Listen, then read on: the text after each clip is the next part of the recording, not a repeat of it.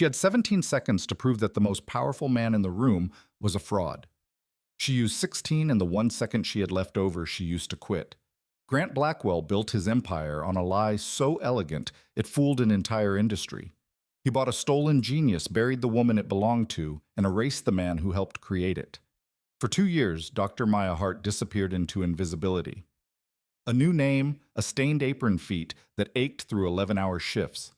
Then one January night, a puzzle crossed her table, and the woman he thought he'd destroyed remembered exactly who she was. If you want to see how a waitress dismantled a billionaire with nothing but her mind, stay until the end. Hit that like button and drop a comment telling me what city you're watching from. I love seeing how far these stories travel. The cold came in off the East River that January night like something with a grudge. Manhattan's streets had gone glassy with a thin skim of ice that caught the light from the restaurant windows and threw it back in fragments, a city made of broken mirrors, each piece reflecting a different version of wealth. Maya Hart walked those streets every night after her shift ended, her feet inside shoes that had surrendered any pretense of support 3 months ago. She didn't take the subway when the weather was like this. The underground smelled like old fear, and she'd had enough of that to last several lifetimes. She was 34 years old. She had a PhD in applied mathematics from Columbia University, a published paper on algorithmic prediction models that had generated genuine excitement in academic circles 3 years ago, and $800 in a checking account under the name Mia Hart. Not Dr. Maya Hart. Not the woman who had spent 2 years in a Brooklyn workshop building something brilliant, with a man who'd believed the way brilliant people sometimes do that the world would simply recognize truth when it saw it. Just Mia. The name on the tag pinned to her black vest. The name that meant she was furniture. She had chosen this particular restaurant because it was expensive enough that the clientele rarely asked personal questions of the staff, and because Denise, the floor manager, hired without reference checks. If you showed up clean and on time and moved with enough confidence that he didn't have to worry about you breaking things. She had learned to wait tables in 3 weeks, working a second job at a diner in Hell's Kitchen while she got the mechanics right. The memory work, the tray balance, the careful geometry of navigating a crowded floor without spilling anything on anyone important. She had found she was good at it. She had found she was good at most things she applied her mind to, which had once been a source of pride and was now simply a fact she carried quietly, like a photograph of someone you used to be. The mathematics PhD lived in a box under her bed in a studio apartment in Astoria. Not literally, the actual degree had been confiscated along with her office access when the investigation began, but in her memory, in the way she still thought about problems when she was doing something mindless, like folding napkins or rolling silverware. Her mind didn't know how to stop. It kept finding patterns and things in the seating arrangements of the restaurant, which followed a predictable optimization logic she could have modeled. In the traffic flow she watched through the window during slow afternoons. In the swing of the kitchen doors, which had a resonant frequency she'd timed without meaning to. She had tried in the early months to simply turn that part of herself off. To become Mia, completely to occupy the name and the job and the small, careful life without the ghost of Dr. Hart haunting every corner of it. She had not succeeded. The mind she'd spent 3 decades building was not interested in being dismantled. So she'd made a compromise. She let herself think. She let herself notice. She simply did not let herself speak. Until tonight. Inside Lumina, the cold didn't exist. The restaurant occupied the corner of a building that had once been a bank, and whoever had converted it understood that the wealthy didn't merely want to eat, they wanted to be sealed inside a world where nothing unpleasant could reach them. The temperature was a controlled 72 degrees. The lighting was the color of aged whiskey. The jazz piano playing somewhere in the back was quiet enough that it didn't interrupt conversations, but present enough to signal that silence itself had been curated. Maya had been on her feet since noon. It was 11:15 at night. She moved between tables with the particular kind of grace that comes not from training but from necessity, the economy of motion that waitstaff develop, when they've learned that being noticed means being evaluated, and being evaluated means risk. Her orthotic inserts had started breaking down last week. She could feel the cardboard layers separating from the gel, with every step pressing a ridge into the arch of her left foot that was going to become a blister by closing time. She was carrying a tray of cocktails when Denise, the floor manager, cut across her path with the expression he reserved for situations that were about to cost him something. "Table 7, he said, his voice pitched low and tight. "Blackwell's party. They want everything checked ice spheres in the Macallan, not cubes. The martini is 3 olives, not 2, and for the love of everything, do not let him wait." Maya had waited on Grant Blackwell twice before. Both times he had not once looked at her face. She adjusted the tray, confirmed the ice spheres were correct, 2 of them perfectly formed, because Blackwell had called ahead to specify and move toward the corner section where the best view of the East River lived behind floor-to-ceiling glass. Table 7 was set apart from the rest of the restaurant in the way that powerful people always manage to set themselves apart, not by asking, but by the world simply rearranging itself around them. 3 existing reservations had been bumped when Blackwell's assistant called that afternoon. Maya had heard Denise on the phone, apologetic and furious in equal measure, making the calls. Those people had plans. Those people had been looking forward to their evenings. But Grant Blackwell wanted this corner, and so the corner was his. He was 53 and he looked 40. The silver hair was cut with surgical precision. His suit was bespoke in the way that meant it had been built around him rather than adjusted to fit. His tie was loosened just enough, not because he was relaxed, but because the appearance of ease was the ultimate power signal. He sat with his back to the wall, the entire restaurant visible in his sightline, because men like Blackwell never put anything they couldn't see behind them. To his left was Nolan Pierce, maybe 30, with the hollowed-out energy of someone who ran on ambition and insufficient sleep. His watch was a Rolex, but not the model Blackwell wore. His suit was expensive, but not custom. He was hungry in the way that young men in finance were hungry not for food, but for proximity to the kind of power that might eventually rub off. To Blackwell's right sat Vivian Cross. Maya had not seen her at this table before. She was perhaps 45, with the kind of composed elegance that came from having spent decades in rooms full of men who underestimated her and learning to use that miscalculation as a weapon. The nameplate on her briefcase read, Cross Capital Partners. Her charcoal suit was impeccable. Her gaze, when Maya approached, was the only one at the table that moved deliberately assessingly to actually register another human being. "Finally," Blackwell said, as Maya set down the drinks not to her, but to the air around her, as though her arrival were a meteorological event rather than the result of a person carrying a tray. "I was beginning to wonder if they'd forgotten us entirely." Maya set the Macallan down precisely on its coaster. The ice spheres caught the light. "Is there anything else I can bring you?" Blackwell waved one hand, already turning away, already done with her. Nolan Pierce offered her a small apologetic smile that stopped well short of his eyes. Vivian Cross said, "Thank you," and meant it with a directness that felt almost startling. Maya stepped back toward the service station. She had 4 other tables. Table 12 needed their check. Table 9's risotto was sitting under a lamp in the kitchen and getting sad. She had a system, a rhythm, the kind of practiced efficiency that kept everything moving without catastrophe, and she was good at it the way she was good at most things. She put her mind to thoroughly and quietly without asking for acknowledgement. She was almost to the service station when Blackwell's voice stopped her. "Actually, Mia, stay a moment. I want witnesses for this." She turned. He was reaching beneath the table, lifting something she couldn't yet see, his movements carrying the reverence of a man handling something he considered sacred. He set it on the table between the drinks with the deliberate care of a priest placing a chalice on an altar. It was a wooden box, ebony, she thought, inlaid with geometric patterns in mother of pearl, roughly 10 inches square. The craftwork was extraordinary. Even from 3 feet away, Maya could see the quality of the joinery. "Gentlemen," Blackwell said, then corrected himself with a nod toward Vivian, "and lady, allow me to present the Archimedes Labyrinth." Nolan leaned forward immediately, his ambition and genuine curiosity impossible to separate. "Is that the one?" "The only one?" Blackwell confirmed. He opened the box. Inside, nestled in black velvet, sat a sphere roughly the size of a large orange or a small world.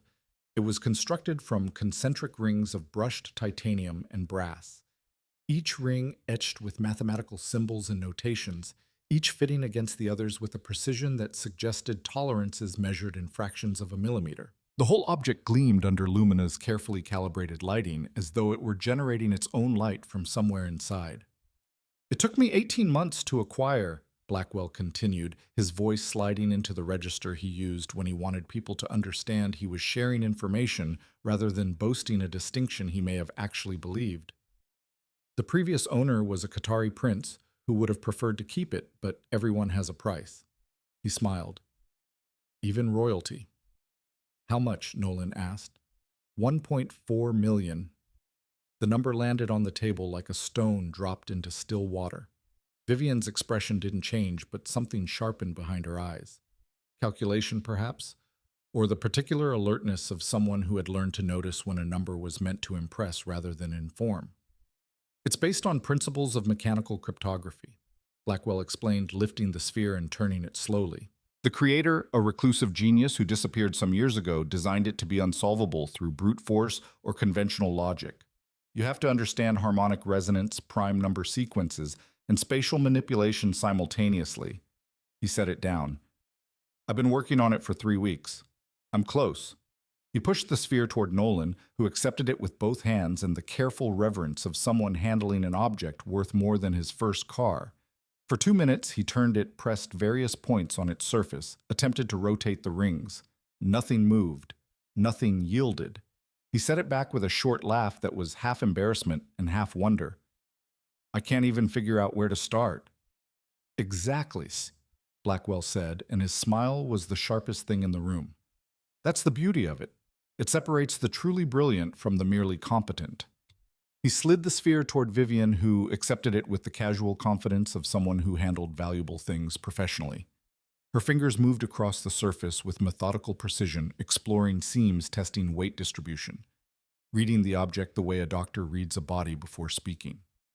After perhaps 90 seconds, she set it down. Fascinating craftsmanship, she said. But I prefer puzzles that affect the real world. A pause perfectly timed. Shall we discuss helixene? Blackwell's expression shifted from pleasure to predatory focus, the way a lens shifts between focal lengths smoothly, completely, without hesitation. Are you in or out, Vivian? Still evaluating. Your proposal is aggressive. A hostile takeover of a biotech company in phase 3 trials carries substantial risk. High risk, high reward. Their cancer treatment platform is revolutionary. If the trials succeed, we're looking at a $20 billion company minimum. If they fail, they won't fail. Blackwell's certainty was total, uncontaminated by doubt. I've seen the preliminary data. The efficacy rates are extraordinary. Vivian took a measured sip of her martini. I'd like to see that data myself before committing any capital. Nolan will send it tonight.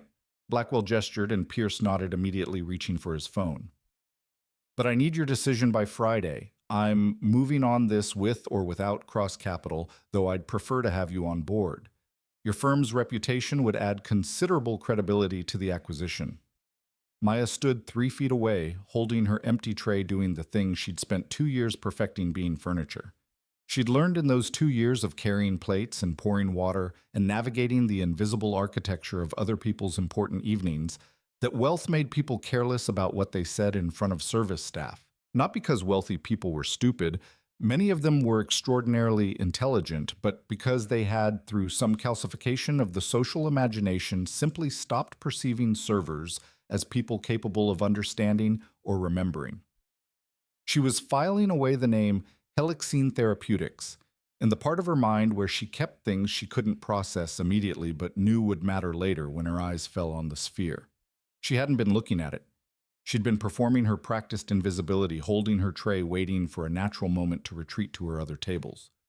But the sphere was sitting in the center of the table, catching the light from multiple directions, and her eyes moved to it the way eyes move to fire, or mathematics involuntarily drawn by something that operates beneath conscious thought. The equations etched into the rings. Maya's breath caught.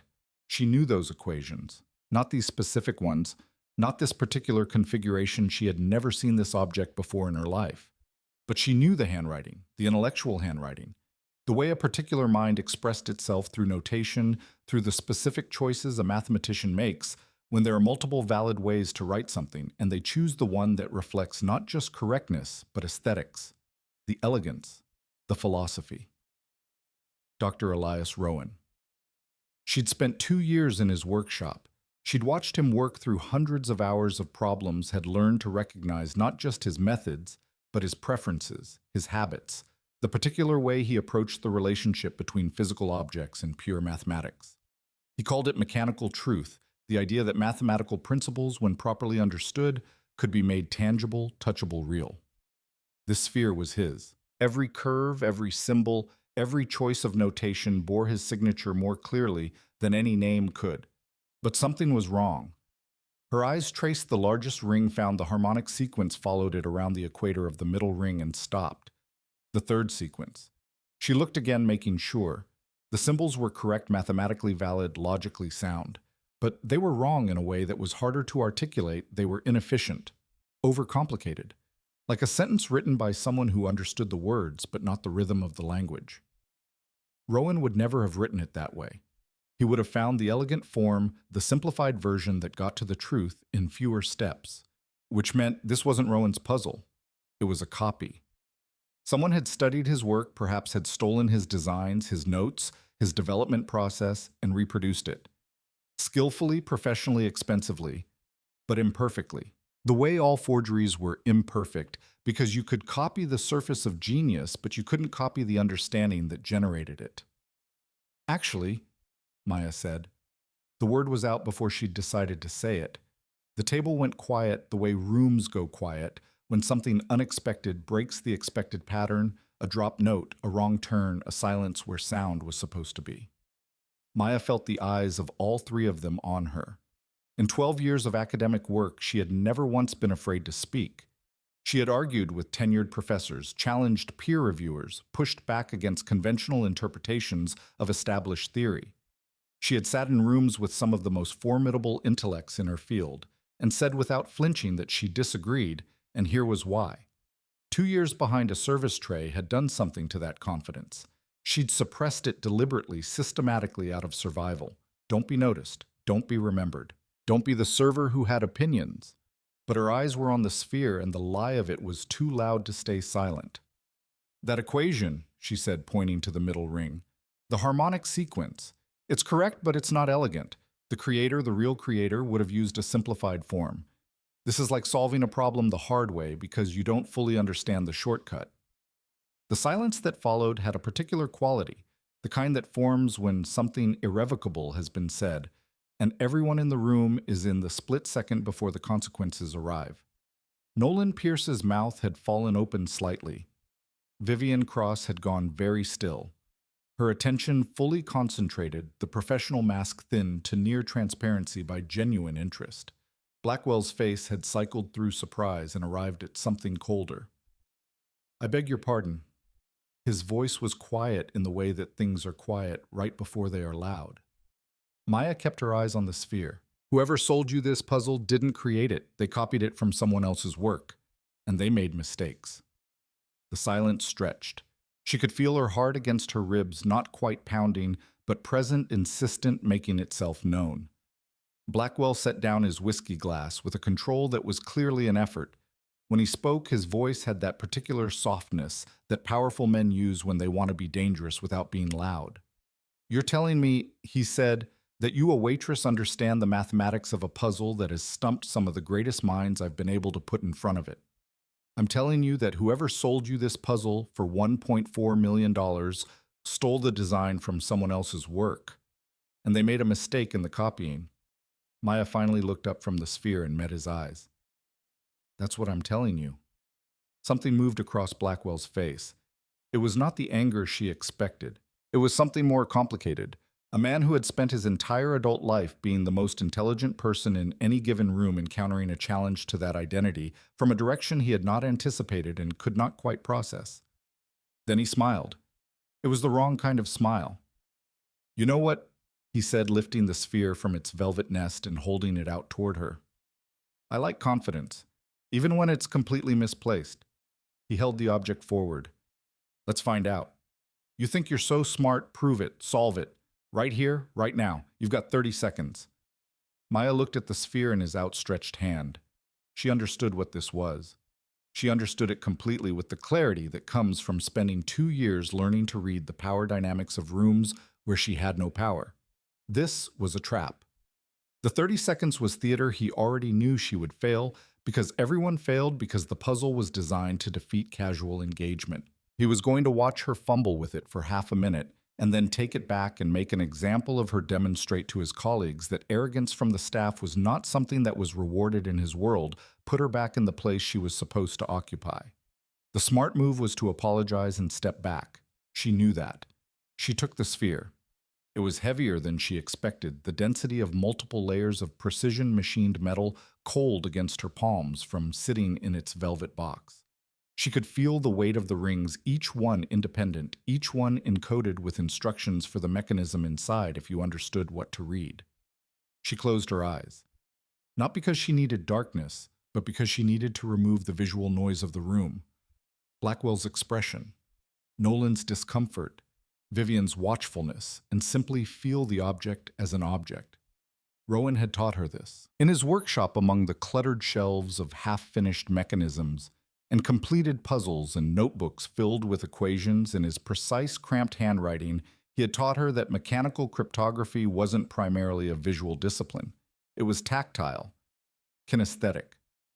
The key to understanding what a mechanism was doing lay in feeling how it responded to input, the feedback, the resistance, the subtle clicks and catches that told you whether you were moving toward solution or away from it. She found the first pressure point within 3 seconds. It wasn't where most people would look. It was recessed, positioned at the intersection of two notational sequences, invisible to the eye, but readable to the fingertip. She pressed it gently. A click. Subtle internal. Something aligned. The outer ring yielded a quarter turn. 12 seconds gone. The symbols on the outer ring had shifted, revealing a new configuration against the middle ring, a secondary code. The first having been simply the instruction set that unlocked the second. She tilted the sphere 15 degrees, feeling for the shift in the internal gyroscopic weight, found the angle where the balance changed, pressed 2 points simultaneously with her thumb and forefinger. Another click. Deeper this time. 8 seconds. The middle ring moved. She could feel the internal mechanism responding, gears and calibrated pins, moving through sequences, the object working the way an argument works when you found the right premises, and the logic is taking you where the logic has to go. The third point was tricky. The imperfect equation on the third sequence meant the mechanism had been slightly misaligned when the sphere was copied. The solution pathway wasn't quite where Rowan would have put it, but it was close. She followed the logic forward, found where the forger had placed it, instead pressed at the point where the two imperfect sequences intersected. The sphere opened. There was no explosion of light, no dramatic fanfare. The mechanism simply completed itself the way a mathematical proof completes itself inevitably, cleanly, with the quiet satisfaction of something that was always going to be true, arriving at its truth. The sphere separated into two hemispheres, revealing a hollow interior lined with small mirrors that multiplied the ambient light, and at the center a crystal prism that caught Lumina's golden lighting and scattered it across the table in fragments of color. Fragments of light fell across Blackwell's hands, across the tablecloth, across the open faces of Nolan Pierce and Vivian Cross. Maya set the two halves down on the table and stepped back. 17 seconds. Nobody at the table moved. Nobody in the vicinity of the table moved. The nearest diners had gone quiet, without knowing why the way crowds go quiet when something they don't fully understand has just happened. Blackwell's face was a map of a man experiencing something he had no framework for. "It's not called the Archimedes Labyrinth," Maya said into the silence. Her voice was steady, steadier than she'd expected, steadier than she felt. "The real name is the harmonic resonator. The creator designed it as a teaching tool, a way to make advanced mathematical principles physically experienced rather than abstractly understood. You don't solve it by thinking, you solve it by listening. The mechanism tells you what to do if you understand the language it speaks." She pointed to the etched rings. "And this simplified form that's missing here, this inelegant equation in the third sequence, that's the creator's signature, his tells, the places where his philosophy shows through." She looked up at Blackwell. "Dr. Elias Rowan." He designed puzzles like this to teach harmonic mathematics through tactile experience. I know because I spent 2 years studying with him. The silence after she finished was different from the silence before. Before had been the silence of surprise. This was the silence of reckoning. Blackwell's hands flat on the table had curled slowly into fists. The knuckles were white against the tablecloth. "You're lying," he said. "I'm not. You're a waitress." "She's Dr. Maya Hart."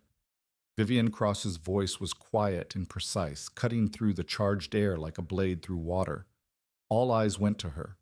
She was looking at Maya with the expression of someone who has just placed a face they knew in a context they did not expect.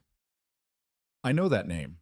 You published a paper on algorithmic prediction models, multidimensional analysis using harmonic pattern recognition. It generated substantial interest in quantitative finance circles. And then you simply—" She paused. Something moving behind her eyes disappeared. Maya said nothing. Confirming would be dangerous. Denying would be pointless. "You worked with Rowan." Vivian continued, her tone thoughtful, assembling something. "The mathematician who vanished. There were rumors about his research breakthrough algorithms, theoretical models, that were supposed to change how markets could be predicted." She paused. "You were his protege." In the 3 years she had been hiding as Mia Hart, in 1,100 days of deliberate invisibility, no one in any of the restaurants she had worked in had recognized her. She had changed her hair, changed her name by a single letter, changed her posture, her clothing, her entire affect. She had made herself forgettable because forgettable was safe. Vivian Cross had built a multi-billion-dollar private equity firm by being extraordinarily unforgettable, which meant she had also become extraordinarily good at recognizing the same quality in others. Blackwell stood up. His chair scraped against the floor in a way that cut through the ambient sound of the restaurant, drawing quick glances from nearby tables. When he pointed at Maya, his finger was trembling. Not from weakness, she understood, but from the effort of controlling something that wanted very badly to be expressed more forcefully. "You just made me look like a fool, Kissy," he said. "In front of my colleagues, in front of people whose opinion of me matters." His voice was controlled, but the control was costing him. "That is not acceptable." "I pointed out the truth," Maya said. "You bought a counterfeit. You didn't know enough about the work to recognize it." For a moment she saw something genuinely dangerous move across his face. Not anger, which she'd expected, but something colder and more deliberate. The expression of a man who was already calculating rather than reacting. "Get out," he said. "I'll be speaking with your manager." "I quit." The words arrived before she'd consciously decided to say them. But the moment they landed, the moment she heard them out loud in her own voice, in a room full of people, she felt a clarity that she hadn't experienced in 2 years. Something rigid and accumulated, cracking and falling away. She reached up and unpinned the name tag from her vest. Mia. She set it on the table beside the open puzzle's 2 halves. "Good luck with your hostile takeover, Mr. Blackwell," she said, her eyes moving to Vivian. "But if I were you, I'd look very carefully at Helixene's trial data before committing any capital. Because if the man who sold you this puzzle is the same kind of man managing your due diligence process, you are about to invest in something that isn't what you've been told it is." She turned and walked. Behind her, she heard Denise calling her name, his voice pitched high and sharp, with the particular panic of a floor manager whose worst-case scenario had just materialized. She heard Blackwell say something, a single clipped sentence too low to catch. She pushed through the kitchen doors, grabbed her coat from the employee closet without breaking stride, and kept moving. The January cold hit her like a wall when she pushed out the front door, the kind of cold that was physical, rather than merely atmospheric, that grabbed your face and made you aware of every inch of exposed skin. She stood on the sidewalk for a moment, breathing it in her hands, shaking her mind, running fast in multiple directions simultaneously. $800 in her account. No job. A name that wasn't quite her name. A past she'd spent 2 years pretending didn't exist. She touched the place on her chest where the name tag had been and felt the absence of it. The strange thing was the lightness. She'd expected terror. The sensible response to having just destroyed her employment, challenged a billionaire in front of witnesses, and publicly connected herself to a past she'd been hiding for 2 years. And the terror was there, she could feel its shape, but it was underneath something else. Something she hadn't felt since the morning she'd arrived at the university and found her access card deactivated and her office door locked, and a form letter in her email from the Department of Academic Integrity informing her that an investigation had been opened. That morning, something essential had gone out in her. Like a circuit breaker tripping, not a dramatic failure, just a quiet removal of current and everything simply stopping. Tonight, standing on a frozen Manhattan sidewalk in the coat she'd grabbed from an employee closet that she'd never use again, Maya realized the circuit had come back on. She didn't know what that meant yet. She didn't know where she was going or what was coming, or whether the thing she'd seen in Blackwell's face before she walked away, that cold, calculating shift from anger to planning, was going to become something she'd spend the next several months regretting. But she was herself again. For the first time in 2 years, she was unambiguously, completely, irrevocably herself. She was halfway down the block, moving fast without a clear destination, when footsteps sounded behind her on the ice-slicked sidewalk. "Dr. Hart." Maya stopped. Vivian Cross was walking toward her without a coat, which in 15-degree weather was either very brave or completely ridiculous. The cold didn't seem to be slowing her down. "That was probably both brave and stupid," Vivian said when she reached her. She wasn't quite smiling, but something in her expression had warmed by a few degrees. "The things you said about helixing. Do you have evidence?" "No," Maya admitted. "Just pattern recognition. If Blackwell is careless enough to spend $1.4 million on stolen intellectual property without knowing it's stolen, then he's probably careless in other ways. Due diligence, data verification, details." Vivian studied her for a long moment, the assessment of someone who spent her professional life evaluating whether to trust what she was being told. Then she reached into her jacket pocket and produced a business card. She held it out. "If I find out you're right," she said, "call me. I think we might be able to help each other." Maya took the card. Heavy stock embossed lettering. Vivian Cross, founder and managing partner, Cross Capital Partners. "Why would you help me?" "Because I don't like being lied to," Vivian said. "And I especially don't like it when arrogant men assume I'm too sophisticated to notice when something's wrong." The almost smile sharpened. "That puzzle, by the way, I knew something was off about it the moment I touched it. I wanted to see how long before Blackwell noticed." She paused. "He wouldn't have. Thank you for confirming my suspicions." She turned to go, then stopped. "One more thing. Men like Grant Blackwell don't forget humiliation, and they have resources most people can't imagine." Her voice dropped a note. "Be careful." Then she was gone, walking back toward the golden warmth of Lumina's entrance, leaving Maya alone on the frozen sidewalk. Maya looked at the card in her hand. Then she looked up at the city. Manhattan at 11:30 on a January night was all light and motion towers of glass throwing gold and blue into a sky that reflected it back. Taxis sliding through slicked streets. Figures moving in the purposeful, slightly desperate way of a city that never quite stopped even when it was trying to. She had lived inside this city for 2 years under an assumed diminishment, and she had never once looked at it the way she looked at it now. She pulled out her phone and opened a browser. Her fingers found the keys. Grant Blackwell. Hedge fund. Algorithm. The results loaded. The top result was a Forbes profile from 18 months ago. The headline read, "The Siren Protocol, How Grant Blackwell's Proprietary Algorithm Revolutionized Predictive Trading." Maya's hand stopped moving. Siren Protocol. That was what Rowan had wanted to call it. Their algorithm. Their name for what they'd built together. The mathematical model that could analyze pattern recognition across multiple simultaneous dimensions and predict market movements with an accuracy that neither of them had expected when they began the work. Project Siren because it sang to them the hidden music in seemingly random data. She clicked the article.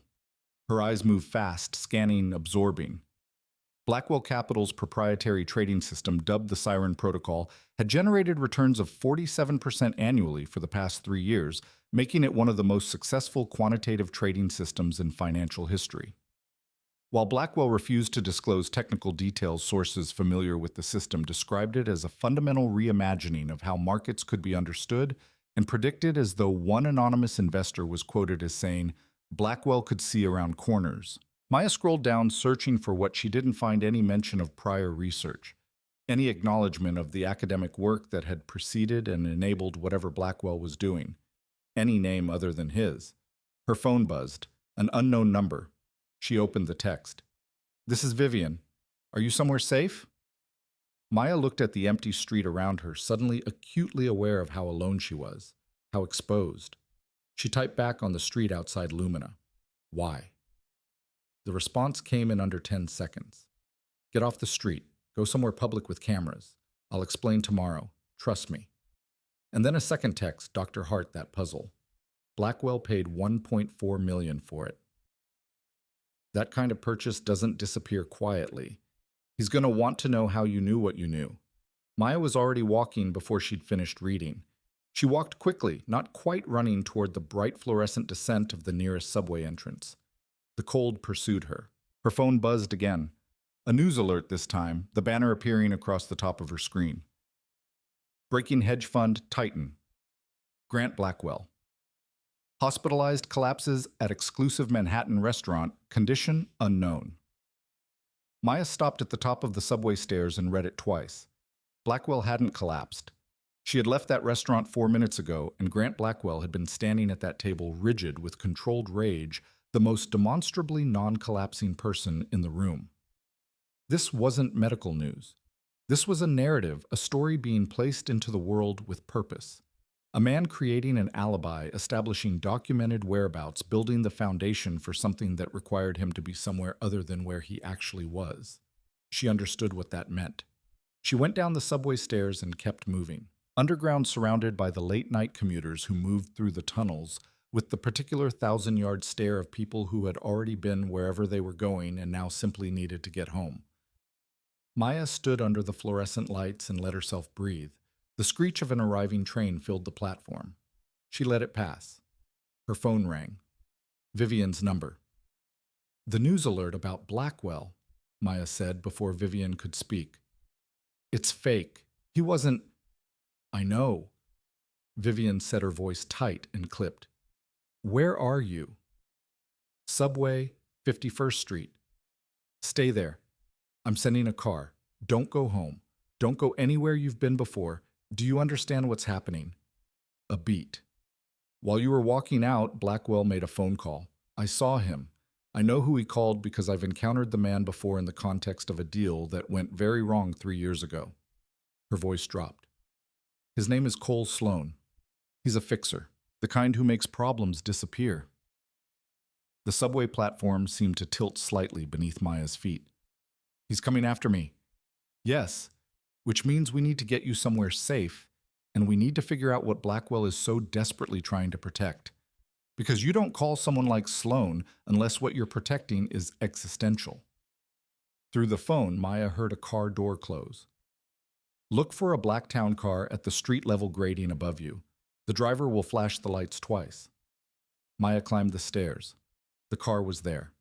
The driver, a woman with gray hair and quiet eyes, who clearly understood that her job tonight was transportation and nothing else flashed the lights twice without Maya having to look for them.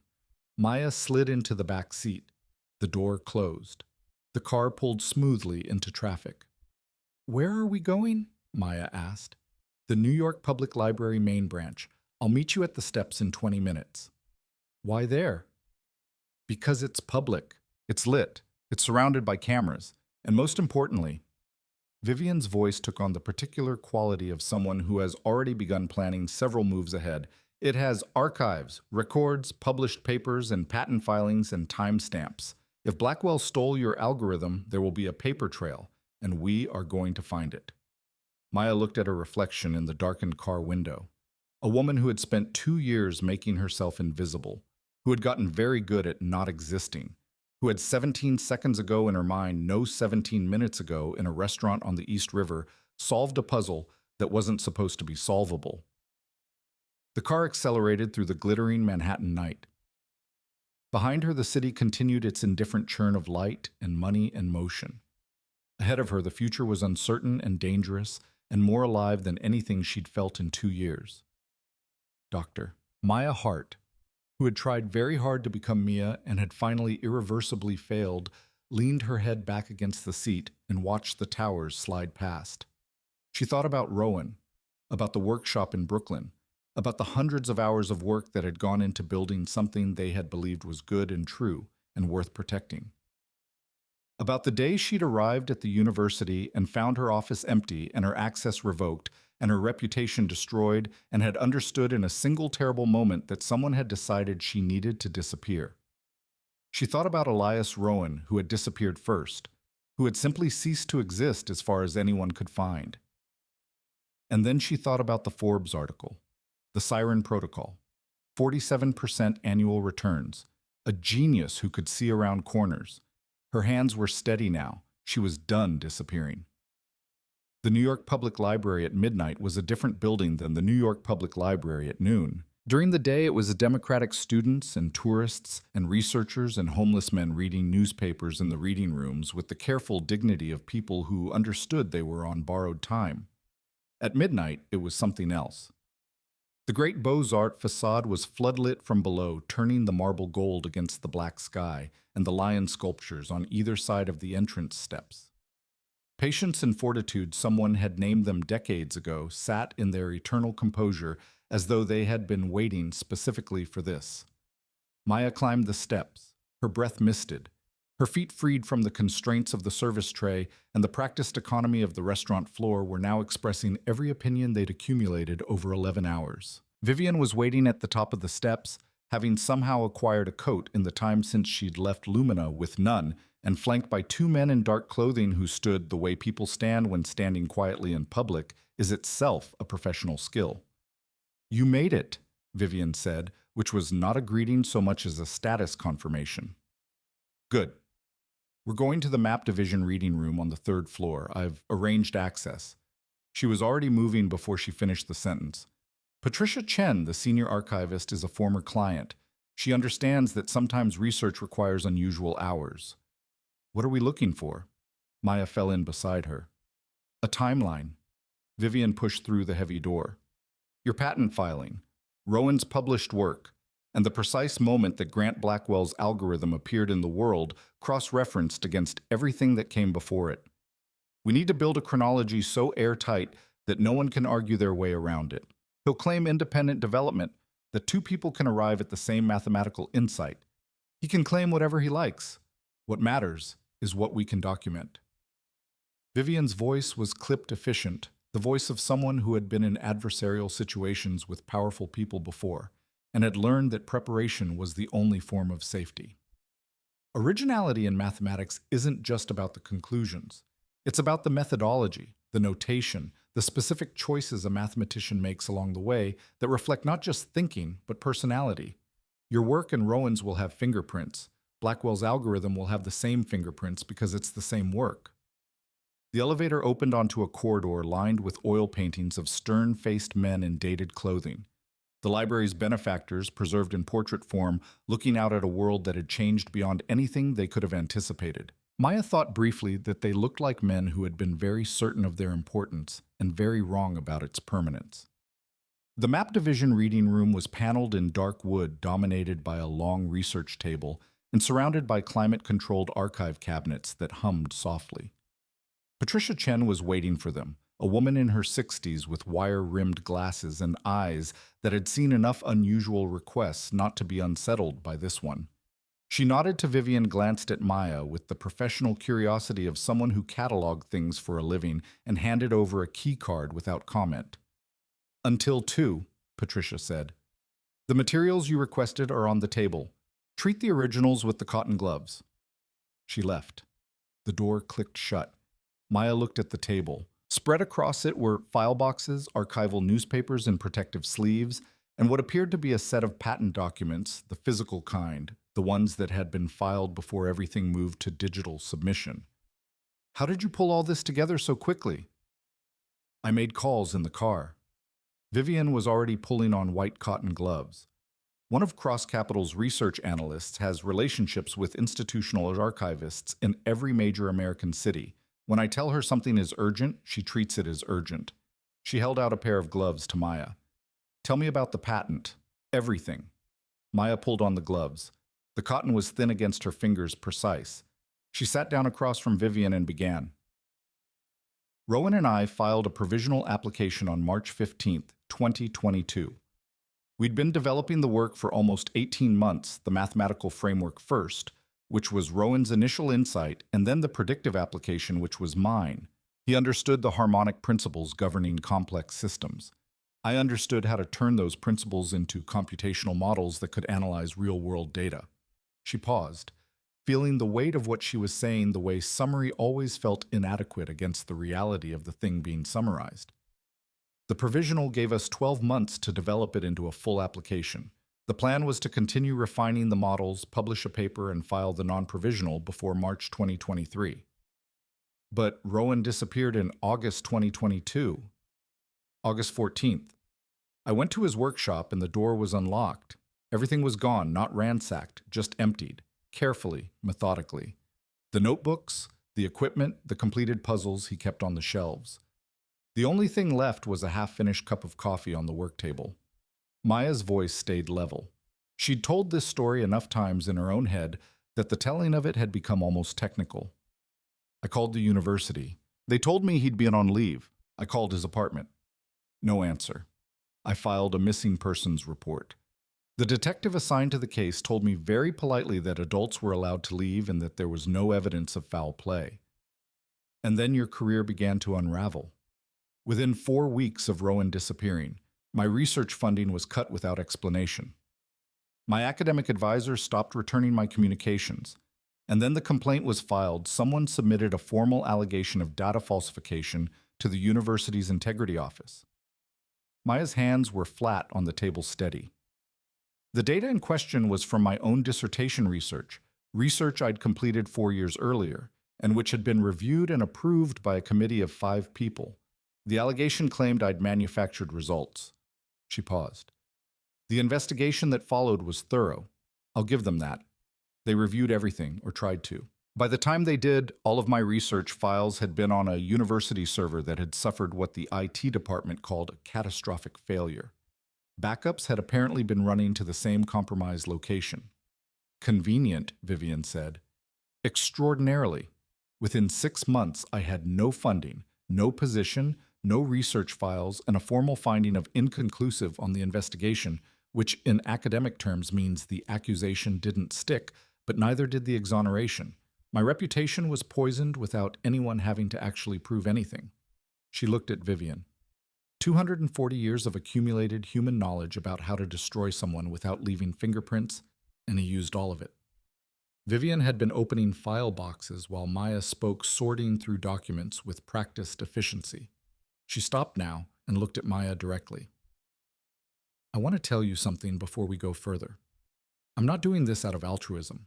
I'm doing it because Grant Blackwell is a predator who operates inside a system that's supposed to prevent exactly what he does, and he does it anyway because he's found the gaps. I've been looking for a case strong enough to challenge him publicly for 2 years. You walked into my dinner with one. She held Maya's gaze. But I need you to understand what this means. Going after Blackwell legally, publicly, transparently, it will be the hardest thing you've ever done. He will use everything he has to discredit you, delay proceedings, make your life impossible. It won't be quick or clean. He already took everything, Maya said. There's nothing left for him to take except the truth. Something in Vivian's expression shifted. Not softness exactly, but a recognition one complicated person seeing another clearly. Then let's find it. They worked in silence and in tandem. For 40 minutes, Vivian sorting through the financial press archives. Maya going through the academic publication records. The first thing Maya found was her own patent filing retrieved from the Federal Patent Office records. She held the document in her cotton-gloved hands and read through the dense technical language she and Rowan had drafted on a Tuesday afternoon in his Brooklyn workshop, sitting on opposite sides of his overcrowded work table, with the spring rain hitting the skylights and a half-eaten box of takeout sitting between them. Dr. Elias Rowan, primary inventor. Dr. Maya Hart, co-inventor. Filed March 15, 2022. A novel system for multidimensional predictive analysis using harmonic pattern recognition. Her name. Her work. There it was. Vivian found the first public mention of Blackwell's algorithm in the Wall Street Journal, a brief item from November 2022. Blackwell Capital reported unprecedented quarterly returns attributed to a new proprietary trading system. No details, just the number 41% return in a single quarter. 5 months? Maya said, doing the arithmetic. 5 months after Rowan disappeared, Blackwell has a trading system that generates those kinds of returns. Keep looking, Vivian said. Maya pulled another folder toward her. Academic publications, financial mathematics journals, quantitative analysis, research. She flipped through papers on market theory, stochastic models, algorithmic trading frameworks. And then she stopped. The journal was the Quarterly Review of Quantitative Finance. The publication date was January 2023.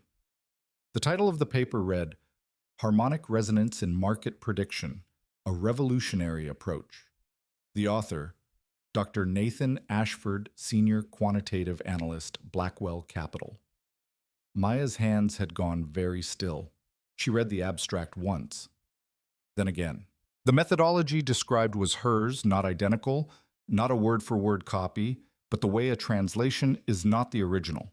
The same underlying thought expressed in different notation. The core concept of harmonic pattern recognition across multidimensional market data. The framework for identifying underlying structural patterns in apparently chaotic systems. Even some of the specific mathematical notations, the particular way the harmonic sequences were expressed, were lifted almost directly from her published paper. Vivian, her voice came out quieter than she intended. Vivian crossed to her side of the table and leaned over to read. She was silent for a long moment.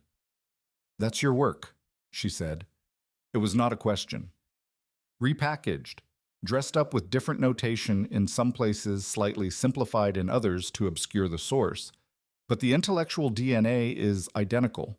Someone who knew the field would recognize it immediately. Maya pointed to a specific section of the abstract. This framework, the idea of markets having a fundamental harmonic structure that can be identified and predicted. That's not an insight that exists anywhere in the literature before my paper with Rowan. It's too specific. It's not like discovering that markets have patterns. Lots of people know that. This is the specific mechanism we identified, the specific mathematical relationship we proved. Nathan Ashford, Vivian said. Who is he? I have no idea. I've never heard the name. Vivian pulled out her phone, typing. Let me find out. She searched for several minutes, cross-referencing databases, LinkedIn academic records. Ashford completed his PhD at MIT, applied mathematics strong quant background. Before Blackwell Capital, he worked for a consulting firm in Boston called Quantum Ventures, specialty intellectual property acquisition and technology assessment. Maya felt something cold settle into place in her understanding. They hire IP acquisition consultants to scout patents, find valuable technologies before they mature, before the inventors have the resources or the visibility to defend them. Vivian was still reading from her phone, her eyes moving fast. Quantum Ventures was hired in March 2022 to conduct due diligence on emerging algorithmic technologies for an unnamed client. March 2022, the same month you filed your provisional patent. They were looking for it. Maya's voice was steady, but her hands were not. She pressed them flat against the table. They were searching patent filings for exactly the kind of work we'd done. They found ours. They hired Ashford away from the firm that found it, brought him in-house to implement it, and published a paper under his name to create a documented record of independent development. Before I conclude that, Vivian said carefully, I need to connect the payment. Quantum Ventures being hired around the same time you filed your patent is suggestive. It's not proof. She was already searching. Give me a few minutes. Maya stood and walked to the window. The library's rear windows looked out over Bryant Park, empty, now the winter trees bare and geometrical under the whitewash of park lighting. She thought about Rowan again. She thought about the way he'd explained harmonic resonance to her the first time using a mechanical puzzle he'd built specifically for the purpose, a smaller, simpler version of the kind of device that had eventually become the harmonic resonator. He'd placed it in her hands and said, Don't think about it. Listen to it. Feel what it wants to do. And she had, and she'd felt the mechanism teaching her something her conscious mind was too impatient to receive. She wondered where he was, whether he'd seen any of this unfold, whether he even knew his name had been spoken tonight at a table in Lumina. "Found it," Vivian said. Maya returned to the table. Quantum Ventures received a payment of $2 million in February 2022 from a Delaware-incorporated entity called Meridian Strategic Holdings. 1 month before your patent filing, 1 month before they began their IP scouting operation. Vivian turned the laptop screen toward Maya. Meridian Strategic Holdings is a shell company. Its ownership structure involves 3 additional shells. At the end of the chain, she paused, is Blackwell Capital Management, LLC. The room was very quiet. Outside, the city continued its indifferent hum. "He paid $2 million to have us found," Maya said, "before we even filed.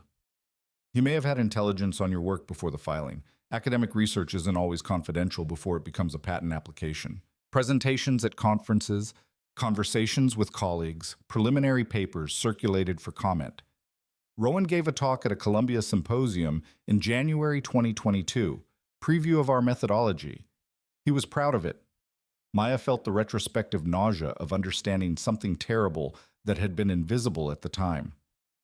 Blackwell was one of the symposium's sponsors. A sound from the hallway made them both go still, footsteps slow and deliberate, approaching the reading room with the unhurried confidence of someone who knew exactly where they were going and wasn't concerned about being questioned. Vivian moved quickly, gathering the key documents and sliding them into her briefcase with the practiced efficiency of someone who had made fast exits before. "Stay calm," she said, her voice completely controlled. "We have every right to be here." The door opened. The man who entered was wearing a building security uniform, but something about him was wrong in ways that were hard to immediately articulate and impossible to ignore, the way a note that is technically in tune can still sound wrong in context. He was in his mid-30s, broad through the shoulders, with the contained, watchful stillness of someone who had been trained to move through spaces efficiently. His eyes swept the room in a single, practiced arc. "Library is closing," he said. "You need to vacate." "We have access until 2 a.m., Vivian said pleasantly. "I can show you the authorization if you need it. Emergency maintenance, building needs to be cleared." "Then the archivist who issued our access should have been notified. Can you call Patricia Chen?" "She's gone for the night." "Then we can verify with the duty supervisor." Vivian's voice had taken on a particular quality, not aggressive, but absolutely immovable. The tone of someone who knew precisely how much ground she was standing on and wasn't going to be displaced from it. "We'll be happy to wait while you make that call." His hand moved toward his belt, not to a weapon, to a radio, but the gesture was revealing he wanted to stall them in place while he contacted someone, and the someone he was contacting was not building management. Maya was already moving. She tucked the patent filing and the Ashford paper inside her coat as naturally as she could manage, then picked up the remaining documents from the table. Vivian saw the move and understood it without requiring explanation. "We're leaving," Vivian announced with the bright authority of someone who had spent 4 decades being the most decisive person in every room she entered. She closed her briefcase, stood, and walked directly toward the door, as though the man standing in it were not a consideration but simply a geographic feature to be navigated around. "And I will be filing a formal complaint with the library's board of directors regarding this interruption. Please step aside." He had perhaps 2 seconds to make the calculation: physically restrain a well-known woman in a public building full of security cameras, or let them go and report the failure to whoever had sent him. He chose the path that created fewer immediate consequences. He stepped aside. Maya followed Vivian into the hallway. She walked at a pace that was purposeful, without being panicked the way you move when you understand that running is an admission that you are afraid, and afraid people make mistakes. Behind them, she heard the radio click. "They're leaving. South exit, 2 females, one carrying a briefcase."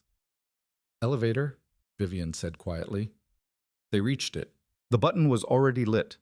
The car arrived in seconds, which felt like minutes. The doors opened, they stepped in. Vivian pressed the lobby button, and the doors closed. "Sloan's," Maya said, "or someone working for him, which amounts to the same thing." The elevator descended with maddening patience.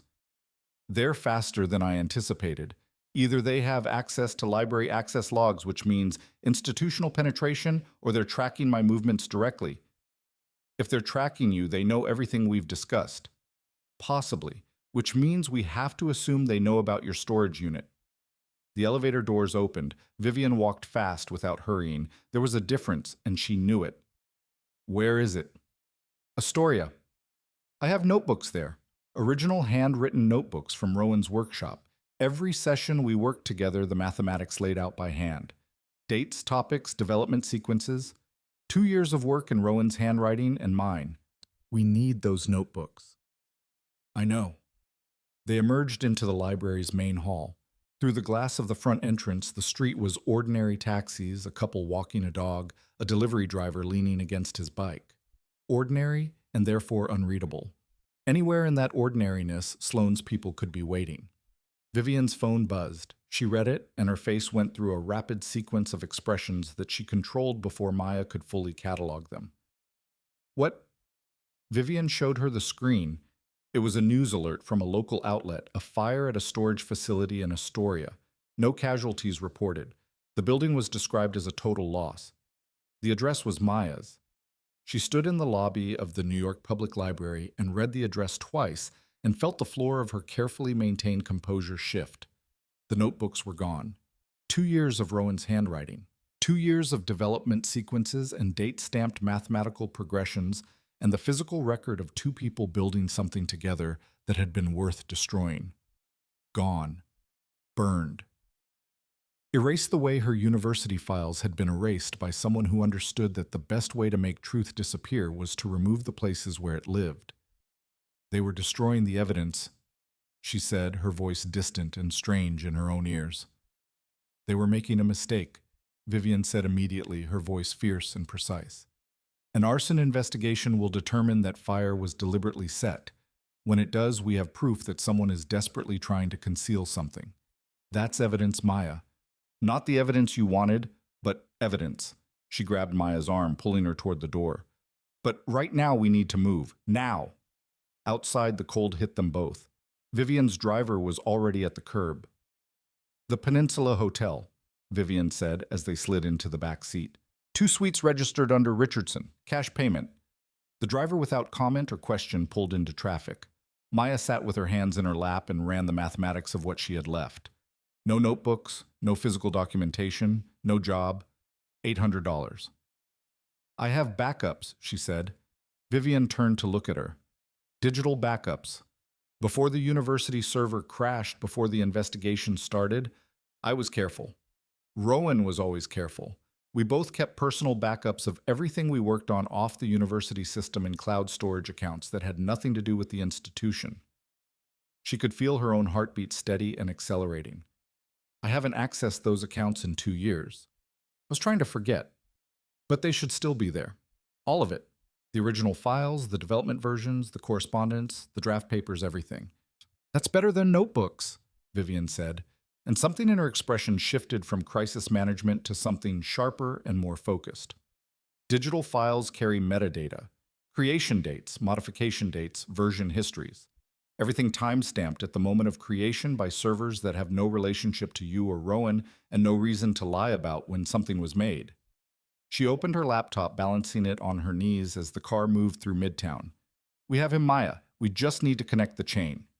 They were checked into the peninsula under the name Richardson 40 minutes later, occupying adjacent suites on the 21st floor with views of Fifth Avenue and beyond it, the dark rectangle of Central Park. Maya accessed her cloud account from Vivian's encrypted laptop. The password still worked. The account still active. The files all present an intact 2 years of mathematical work sitting in remote servers that had never once been bothered because no one had known to look for them.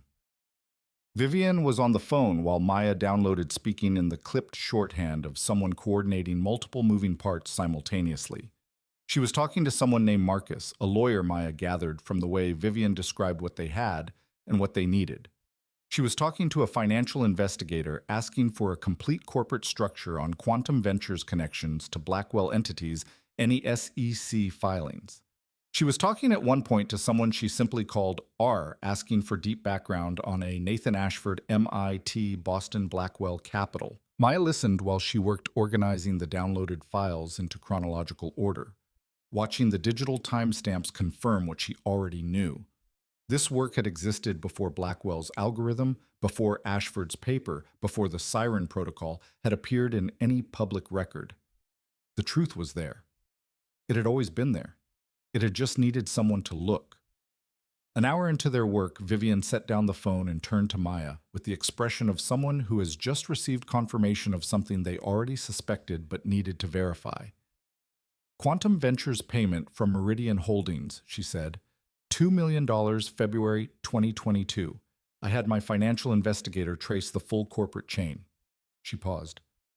Meridian Strategic Holdings is wholly owned by Apex International Consulting Group, which is a subsidiary of Pacific Rim Asset Management, which is a wholly controlled entity of, she looked at Maya directly, Blackwell Capital Management. It's him. It's him. He paid $2 million to have your patent scouted and your work identified. He then hired the man who identified it, had that man publish a derivative paper to establish a false record of independent development, and began operating the stolen algorithm under his own name 5 months after your mentor disappeared. Vivian's voice was flat and precise, the way a surgeon's voice is flat and precise when describing a procedure. That's not corporate opportunism. That's a campaign. What do we do with it? We go to the SEC. We go to the Patent Office. We go to the FBI. Vivian closed her laptop. And we go public. We coordinate the release so that no single authority can be pressured to sit on it. We file in civil court. We file criminal referrals. We contact investigative journalists who specialize in financial fraud, and we do it all simultaneously so that by the time Blackwell's attorneys are aware of what's happening, it's already in the hands of too many people to suppress. Maya nodded slowly.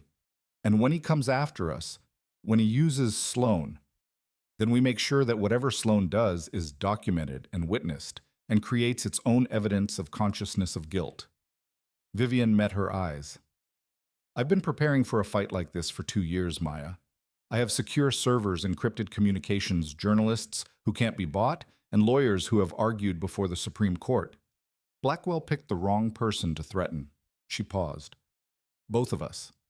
Maya thought about what it meant to not be alone in this after 2 years of solitary endurance. She looked at the woman across from her, this person who had been a stranger 6 hours ago and was now the most consequential ally she'd ever had. Why? She asked simply. You could walk away. Forget the dinner. Forget Lumina. You'd be safe. Something moved through Vivian's expression, not quite pain, but the memory of something adjacent to it. 10 years ago, a man tried to do to me what Blackwell did to you. Different industry, different mechanism, but the same essential logic: take what someone else built, discredit the person who built it, claim the credit. He had more resources than me, more connections, more power. She looked at the window at the city beyond it. He almost won. I fought back, and it took me 5 years and everything I had. But I won. She turned back to Maya. I built Cross Capital from the rubble of what he tried to do to me. And I made it my mission to invest in people who'd been overlooked, underestimated, pushed aside by the powerful. Her voice dropped a register, not softer, but more honest. So when I see Grant Blackwell doing to you exactly what was almost done to me, I don't have the option of walking away. You understand? Maya did understand. She understood the particular calcification that happens when you've survived something like that. The way it becomes not just history, but identity. Not just something that happened to you, but something you carry forward as purpose. Then we fight, Maya said. We fight, Vivian agreed. But first look at this. She spread the patent document across the table, pointing to the bottom section. Maya leaned in. The witness signatures, which she'd glanced at briefly before, suddenly took on a different quality under sustained attention. 2 witnesses as required. Dr. Sarah Chen, Columbia University Mathematics Department. Maya knew her a solid colleague, reliable. And the second witness, N. Pierce, technical consultant. The initial and surname alone. But the handwriting was familiar in a way that took her several seconds to place, and then placed itself with sudden cold clarity.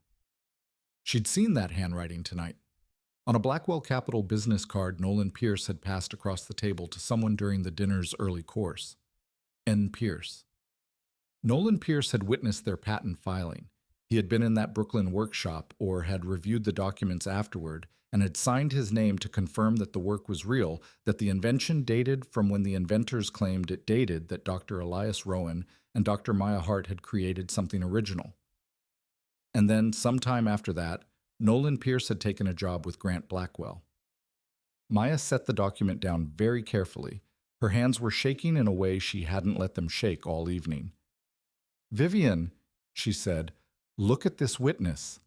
Vivian leaned in. She read the name. She sat back. For a moment, neither of them spoke. "He knew," Maya said, "from the very beginning, before Blackwell hired him, before the theft, before any of it. Nolan Pierce witnessed our filing.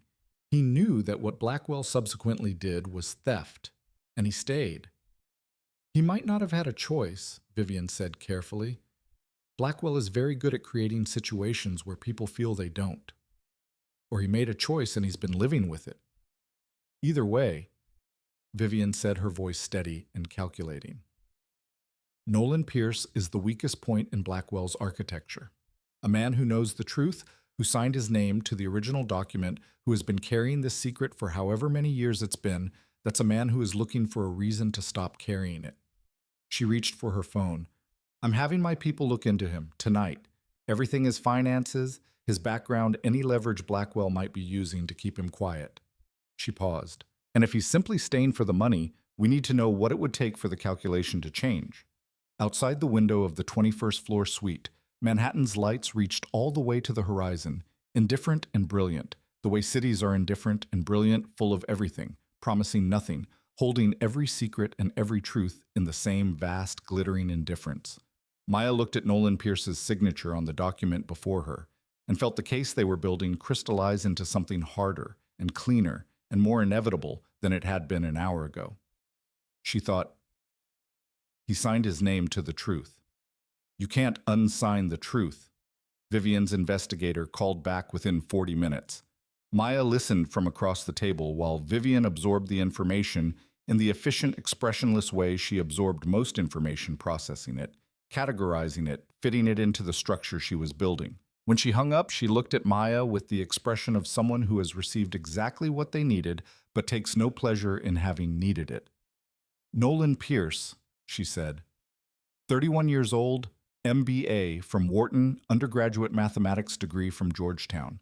He joined Blackwell Capital 3 years ago, 4 months after your storage unit fire, after your research files disappeared after the investigation into your alleged data falsification began. He's currently earning a 6-figure salary as a senior analyst. On paper, he's doing very well." She paused. "In practice, he carries $300,000 in combined debt student loans, a mortgage he took out on a 1-bedroom apartment in Midtown at the height of the market, and 2 personal lines of credit that are both near their limits. His net monthly income is consumed almost entirely by debt service."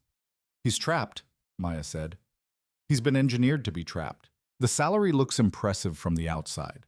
From the inside, it's a chain. He can't leave without losing the income that's keeping him from drowning, and Blackwell knows it." Vivian set her phone down. "This is a very specific kind of control. Pay someone just enough that they're technically surviving, but not enough that they have any freedom of movement. Make sure they're dependent. Make sure the cost of losing the job is catastrophic. Then you own them without ever having to say so." Maya was quiet for a moment. She was thinking about the version of Nolan Pierce she'd seen at table 7, the nervous energy, the way his eyes had darted between Blackwell and Vivian, like a man watching a tennis match from a court he was afraid to step onto. The Rolex that was the wrong model, the suit that was expensive but not quite right. "He was scared tonight," she said. "When I solved the puzzle and called out the forgery, he didn't look relieved that I was being embarrassing. He looked scared, like something important was about to happen that he couldn't stop." "Because something important was," Vivian said, "and he knew what it meant." She was already pulling up documents on her laptop. "My legal team is drafting an immunity agreement. We offer Pierce the following full immunity from prosecution for his role as a knowing accessory to the intellectual property theft provided He testifies truthfully and completely about everything he witnessed and participated in. Additionally, we pay off his outstanding debt, all $300,000, and provide a structured employment agreement with Cross Capital for a transitional period while he rebuilds. She looked at Maya. I know that feels like rewarding someone for complicity. I want you to say so if it does. Does it matter what I feel about it? It matters to me. This is your work that was stolen. You're the one who lost 2 years. Maya thought about it honestly. The instinct was toward punishment, toward consequences, toward demanding that Pierce face something commensurate with what she'd faced. But instinct and strategy were different things, and she'd spent long enough in the aftermath of a powerful man's campaign against her to know the difference between what felt satisfying and what would actually produce results. If Pierce testifies, she said, we don't just have documents and timestamps. We have someone who was in the room, who signed his name to the original filing and then watched Blackwell steal it. That's a different level of case.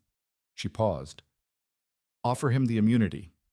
We can disagree with his choices without needing him to suffer for them. Good. Vivian resumed typing. And if he refuses, then we proceed without him and let the federal investigators decide whether to charge him as an accomplice. Either way, we move. Maya sat back the exhaustion of the evening, finally making itself known in her shoulders, her feet behind her eyes. When do we approach him? Tomorrow. Not directly through legal intermediaries who can present the offer formally. We give him 24 hours to consider, make clear we're moving forward regardless, and let him decide which side of this he wants to be on. Vivian glanced at the time on her laptop. It was past 3 a.m. We should sleep. There's a great deal to do in the morning, and we'll do it better if we're not running on adrenaline alone. Maya nodded, but she didn't move. She was looking at the downloaded files on the screen, the years of accumulated work, the evidence of what she and Rowan had built, and what had been taken from it. When Rowan disappeared, she said quietly, I kept thinking I'd missed something, some sign that should have told me it was coming, some moment when I could have done something differently and the whole sequence would have played out another way. She looked at her hands. I spent a lot of time on that, looking for the version where I did something right. There wasn't one, Vivian said, and her voice was not unkind. Blackwell had the resources, the willingness to commit crimes, and the patience to execute a sustained campaign against 2 people who had no idea they were targets. There was no version of your story where you saw it coming. The only question that matters is what happens now. What happens now? Maya echoed. She finally stood, gathered the critical documents, the patent filing, the Ashford paper, the printout of Quantum Ventures' connection to Blackwell, and took them to the suite's bedroom where she spread them on the bed and looked at them in the quiet light. It was almost 4 a.m. Manhattan was as quiet as Manhattan ever got, which was to say, not quiet at all, but quieter. The traffic thinned to a low continuous hum rather than the full-throated roar of the day. Somewhere to the south, a siren moved through the grid and faded. She read through the patent filing one more time, pausing at the signature section. At Rowan's handwriting, precise and familiar.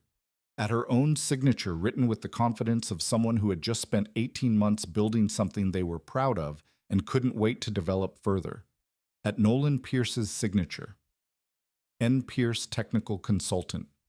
She picked up the Ashford paper and read it again, not for the information this time, but for the emotional reality of it, holding the physical evidence of the theft, the document that proved that her ideas had been taken from her and published under someone else's name while she was serving cocktails in restaurants. She thought she would feel rage. There was rage there. She could feel its presence somewhere underneath the exhaustion and the adrenaline and the strange clarity of the night.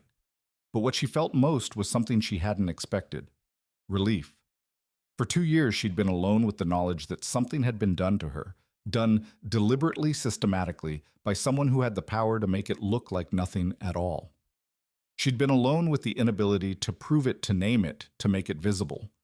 She'd been alone with the suspicion that she might be wrong, that maybe she'd simply failed, that maybe the investigation had found something real, and she'd been in such denial that she'd invented a conspiracy to explain her own inadequacy.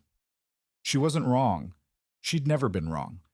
The evidence was on the bed in front of her, organized and time-stamped and connected. The work existed. The theft was documented. The chain of complicity was traceable. And tomorrow, in a few hours, Marcus Webb and Vivian Cross and a team of investigators and journalists and federal regulators were going to begin assembling it into something that could not be quietly made to disappear, no matter how many shell companies Blackwell owned or how many Cole Sloans he had on retainer. Maya turned off the bedside light.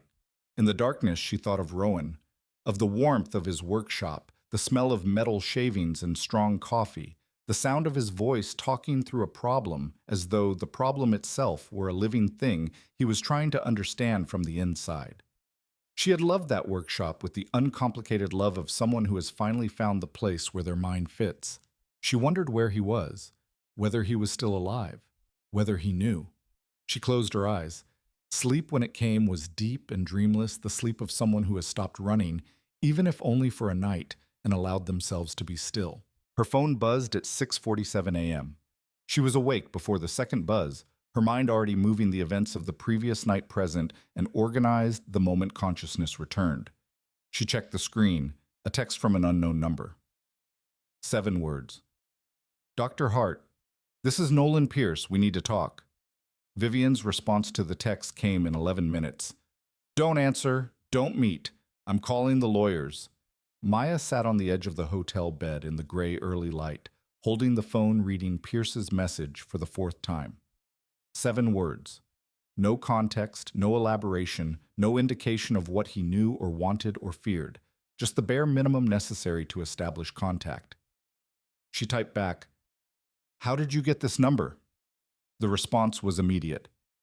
Blackwell's IT team can pull contact information for anyone who appeared on his security footage last night. I use the same database he uses. Please. I'm not calling you on behalf of him. I'm calling you for myself. There was a knock at the connecting door. Vivian came through already dressed, already operating the kind of person who moved from sleep to full function with no apparent transition period. Show me, she said, and Maya handed her the phone. Vivian read both exchanges. Her expression was carefully neutral in the way that careful neutrality looks when it is containing something. It could be a trap, she said. I know. Blackwell uses Pierce to bring you somewhere isolated. Something happens, and our whole case loses its primary witness. She handed the phone back. Alternatively, Pierce watched you walk out of that restaurant last night and spent the rest of the night realizing that the thing he's been helping to conceal is about to come into the light. Whether he's on the right side of it or not. People in his position, people who know the truth and have been staying quiet for financial reasons, they tend to make their move right before it's too late rather than well before. It's the nature of the calculation. Too early, and you're risking something that hasn't become dangerous yet. Too late, and you're on the wrong side of a court proceeding. So what do we do? Vivian was already composing a message to Marcus Webb. We offer to meet. Public location, maximum exposure, our security present, and Pierce wears a wire. She looked up. Everything he says gets recorded. If he's genuine, we have testimony. If he's sent by Blackwell, we have evidence of witness tampering, which is its own federal crime. She pressed send, then looked at Maya directly. The location will be Grand Central Terminal. The main concourse noon, 4 security operatives from Reed's team. You approach Pierce, you listen. You do not volunteer anything. She paused. Can you do this? Maya thought about the man she'd seen at table 7, nervous, watchful, caught between the gravitational pull of money and the weight of something he clearly didn't like carrying. Yes, she said. The morning passed in the controlled urgency of legal preparation. Marcus Webb arrived at the hotel at 9, a man in his early 60s with the unhurried authority of someone who had argued in front of court so formidable that a hotel suite felt like a comfortable setting. He reviewed everything they had accumulated, the patent filing, the Ashford paper, the Quantum Ventures financial connection. The digital files with their time-stamped metadata, and when he finished, he set his reading glasses on the table and said nothing for a moment that was long enough to be significant. This is a strong case, he said finally. Provable prior invention, documented theft mechanism, financial paper trail. I've taken weaker cases to verdict and won. He looked at both of them. But I want to say something clearly because I've seen what happens when people pursue actions like this without fully understanding the terrain. Going after Blackwell publicly and legally is going to be, and I'm choosing this word deliberately, brutal. He will respond with everything he has. He will file counterclaims. He will depose you for days at a stretch. His attorneys will raise every unflattering thing that's ever appeared in your background and reframe it to suggest dishonesty. The process itself will be used as a weapon because the process is expensive and exhausting, and Blackwell can sustain it indefinitely while you cannot. She has me, Vivian said simply. Yes, which changes the financial calculus significantly, but not the personal one. He looked at Maya. 18 months minimum before this reaches a trial, possibly 3 years. Your name will be in the press. Not all of it favorable. He paused. Is that something you can live with? Maya thought about 2 years of living as Mia, of making herself invisible, silent, absent from her own life. She thought about the name tag she'd left on a restaurant table the previous night clicking against the wood. I lived with his version of my story for 2 years, she said. I can live with the truth. Webb nodded. Then we move fast. I want to file simultaneously civil suit criminal referrals patent office petition within 24 hours. The moment we file, Blackwell will know exactly what we have. The time between filing and him becoming fully aware of the scope is our window. We use that window to make as much noise as possible.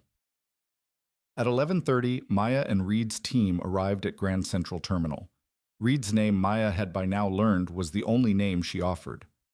No first name, no background, simply Reed delivered with the quiet assurance of someone who didn't require context to establish credibility. She positioned her team with the tactical efficiency of someone who had secured high-value individuals in public spaces before one operative, near the information booth, one near the Lexington Avenue passage, one ascending to the upper gallery. Reed herself stayed 10 feet from Maya, dressed in the anonymous professional clothes of 1,000 other Midtown women, performing the act of checking her phone in a way that would have fooled anyone who wasn't trained to notice what alert stillness actually looked like. Maya stood in the center of the main concourse and let Grand Central do what Grand Central does, envelope her in its cathedral scale, its amber light falling from the high windows at angles that made even the ordinary rush of noon commuters seem deliberate and choreographed, like a city practicing at being beautiful. She thought about mathematics. She thought about the way Rowan used to say that the most complex systems always had an underlying simplicity, a governing logic that the complexity was expressing rather than hiding. Markets, mechanisms, people. There was always a pattern if you understood the language the system was using to speak. Nolan Pierce appeared from the direction of the Lexington Avenue passage at 12:03. He was wearing a coat with the collar turned up in a way that was probably meant to be inconspicuous and achieved the opposite. He was carrying a messenger bag over one shoulder, and his eyes were doing the rapid, anxious scanning of someone who expected to be observed and didn't know from which direction. He saw Maya and moved toward her, his pace quickening with the relief of a man who had been afraid the meeting would not happen. Reed's voice came through the earpiece Maya wore. Target approach 2 o'clock. Stay calm. We have you. Pierce stopped close enough to be heard over the terminal's ambient sound, the hollow echo of footsteps and announcements, and 1,000 simultaneous conversations, but far enough to maintain the deniability of a chance encounter. Thank you for coming, he said. His voice was tight, controlled in the way that controlled things sometimes break. I wasn't sure you would. You said Blackwell was moving assets. Is that true? Pierce swallowed. He started last night right after you walked out of Lumina. I heard him on the phone in his car. I was in the front seat. His partition was open. He thought I was looking at my phone. He was talking to his offshore accounts manager, transferring positions out of entities that could be subject to a federal freeze order. His eyes moved across the concourse with the practiced vigilance of someone who'd spent years working for a man who valued privacy absolutely. Cayman accounts, Switzerland, Singapore. He was calm about it, methodical, like he'd planned for this. How much? Everything liquid, probably $3 billion before the transfer's complete. He met her eyes. He's not panicking. He's executing a contingency. He's done this before, not this specifically, but he has protocols for when things go wrong. He never keeps more exposure than he has to. Maya held his gaze. Why are you telling me this? The question landed, and Pierce looked for a moment like a man standing at the edge of something he'd been approaching for a long time without admitting it. Because I'm done, he said. I'm done carrying this. I'm done sitting in rooms and listening to him tell people how brilliant he is, knowing what he actually built his wealth on. I'm done pretending I didn't sign my name to a document that proved what he did was theft. His voice had dropped. When you solved that puzzle last night, when you called him out just like that without hesitation, knowing it was going to cost you, I saw something I'd spent 3 years trying not to think about. He paused. I used to think people like him always won because they have more. More money, more lawyers, more willingness to do whatever it takes. But you walked in there with nothing but the truth, and you took a piece of him. He shook his head slowly. I want to be on the right side of what comes next. We have immunity to offer you, Maya said. Full immunity in exchange for complete testimony and cooperation. We pay your debt, all of it. Pierce's breath caught. The involuntary reaction of someone hearing a number they've been calculating against their own survival for a long time. My attorneys are prepared to present the formal agreement today, Maya continued. But I need to know, what do you have? He reached into his messenger bag. Reed's hand moved slightly, imperceptibly to anyone not watching for it, and then stilled as Pierce produced not a weapon, but a USB drive, small, black, unremarkable, in the way that things containing enormous consequences often are. He held it out. Everything, he said. Internal communications from the beginning, emails between Blackwell and the team at Quantum Ventures discussing your patent filing, specifically, not vaguely, not in code, explicitly. Your names, your work, what it was worth, what it would take to acquire it. His voice was steady now, the relief of a man finally putting down something heavy, evident in every word. Emails between Blackwell and Nathan Ashford about attributing the algorithm's methodology to Ashford. Wire transfers to Jennifer Kwan at Helixine for the trial data modifications. Records of the payments to Sloan, not just for what he did last night, but everything he's done for Blackwell over the past 3 years. All of it. Maya took the drive, Reed's voice in her ear. We need to move. Man in a gray suit, upper gallery, watching for 3 minutes. Could be nothing. We're not finding out. Come with us, Maya said to Pierce. Right now, our lawyers are ready. Our security team is here. You walk with us. Pierce looked at her. Really looked at her the way people look at each other when they're assessing whether to trust something they can't fully verify. Okay, he said. Reed materialized at Maya's left side with the smooth inevitability of someone who had been positioned for exactly this. The other 3 operatives converged from their positions without hurry and without obvious choreography, forming a relaxed perimeter that moved Pierce and Maya toward the Vanderbilt Avenue exit, as though they were simply a group of colleagues leaving at the same time. They emerged onto 42nd Street. The van was there, engine running exactly where Reed had placed it. They were inside and moving before Pierce had fully registered what kind of efficiency he was now embedded in.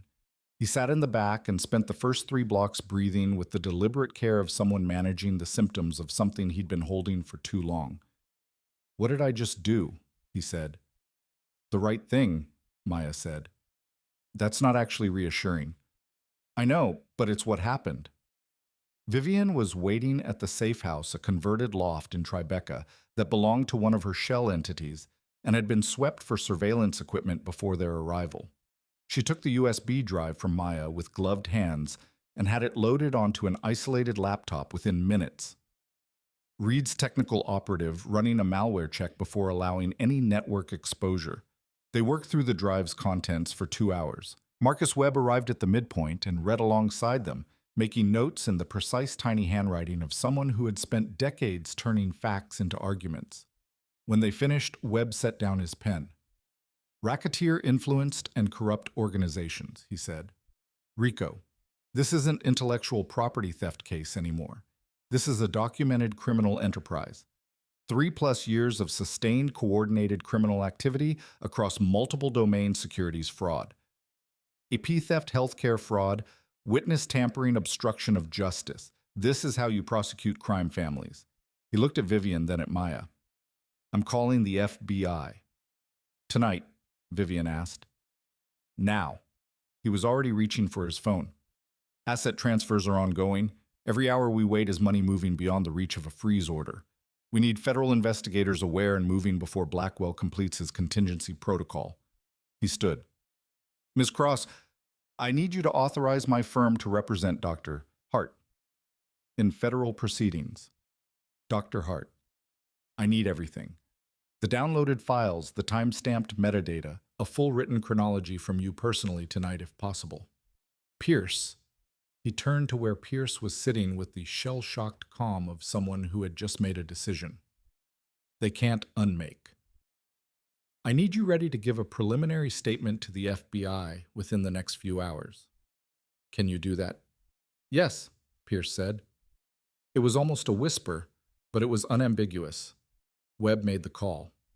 The FBI's response was not what Maya had expected, which was cautious and bureaucratic and slow. The agents who arrived at the safe house 2 hours later, a woman named Diana Reeves, who led the interview team, and two colleagues who spoke rarely but absorbed everything, moved with the controlled efficiency of people who had been waiting for this particular combination of evidence and opportunity and recognized it when it appeared. Reeves reviewed the USB drive contents while Pierce gave his preliminary statement in an adjacent room. Maya sat with Vivian and watched the agents work and thought about how strange it was, this machinery of accountability, this institutional response to the individual thing that had happened to her. There was a mismatch between the bureaucratic process and the personal experience that she couldn't quite resolve. 2 years of her life. Files and agents and legal frameworks and criminal statutes. It translated, but something was always lost in translation. Dr. Hart, Reeves appeared at the doorway. I'd like to begin your preliminary statement if you're ready. Maya was ready. She talked for 4 hours. She told Reeves everything: the partnership with Rowan, the patent filing, the sudden disappearance, the systematic destruction of her academic career, the 2 years as Mia Hart, the dinner at Lumina, the puzzle, the Forbes article, the library, the fire. She told it in order, clearly, with the precision of someone who had spent her professional life understanding that the difference between a persuasive argument and an unpersuasive one was almost always the quality of the foundation. Reeves listened, asked questions, returned to specific moments with follow-up, made notes in a small book with a government-issue pen. When Maya finished, Reeves sat back in her chair and looked at her with the expression of someone who has heard many stories and has developed an instinct for the ones that are going to matter. Dr. Hart, she said, I've been with the Bureau for 19 years. I want to tell you something as a professional courtesy. This case is going to move fast. Faster than these things usually do, because the financial component, the ongoing asset transfers, creates an urgency that supersedes normal timelines. She paused. By tomorrow morning, I expect to have a federal judge issuing a freeze order on Blackwell Capital's domestic accounts. The offshore transfers we cannot stop, but we can document them as evidence of consciousness of guilt and flight behavior. That helps us. Another pause. Cole Sloan, the fixer. We've had a file on him for 2 years. We've been looking for a case that creates enough exposure to bring him in. This may be it. And Blackwell himself. Reeves looked at her steadily. That depends on what the next 24 hours produces. But I want to be honest, the evidence you and Mr. Pierce have provided tonight is the most complete documentation of corporate criminal conduct I've personally reviewed in a case at this stage. If what I'm reading is what it appears to be, she glanced at the laptop screen where the USB drive's contents were visible. Mr. Blackwell is going to have a very significant problem. Maya drove north of the city with Pierce in a secure vehicle at 9:15 that evening, heading toward Reed's upstate facility while the filing machinery assembled itself in Manhattan. In the darkness of the back seat with the Hudson River, a black ribbon to their left, and the city receding behind them, Pierce said, "Do you think he'll go to prison?" Maya looked at the night outside the window, at the stars visible above the tree line in a way they never were over the city. "Yes," she said. "How long?" She thought about the scope of what had been documented, the sustained campaign, the healthcare fraud, the asset transfers that were even now being logged as evidence. "A long time," she said. Pierce was quiet for a moment. Then, "I know that's not enough for what he did to you." "No," Maya agreed. "It's not enough for the 2 years. Nothing could be enough for the 2 years."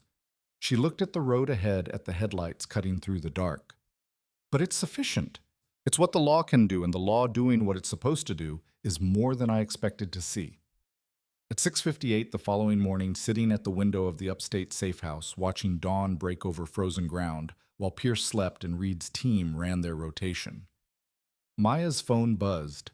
Vivian's voice was clipped and precise, carrying beneath its composure the barely controlled energy of someone who has been awake all night making things happen. "It's done," Vivian said. "We filed 30 minutes ago. Civil complaint for intellectual property theft, criminal referrals to both the FBI and SEC, and a petition to the Patent Office for correction of inventorship. The court clerk confirmed everything is logged and timestamped." A breath. By the time Grant Blackwell's attorneys see what's in the filing, another pause shorter, he will be having the worst morning of his life. Maya sat at the window and watched the light change over the frozen trees. She said nothing for a long moment. The emotion of it was complicated, not a clean victory, not a simple triumph, but something more textured and harder to name. The satisfaction of a mechanism completing itself, the relief of something inevitable finally arriving. "Thank you," she said at last. "Don't thank me yet," Vivian said, and there was something in her voice that was almost warmth. "Thank me in about 90 days when this is all public, and Blackwell is explaining himself to a federal grand jury." A beat. "Get some rest, Maya. The next phase of this starts today." Maya set down the phone. The dawn outside was the pale gold of January in upstate New York, clear and cold and beginning.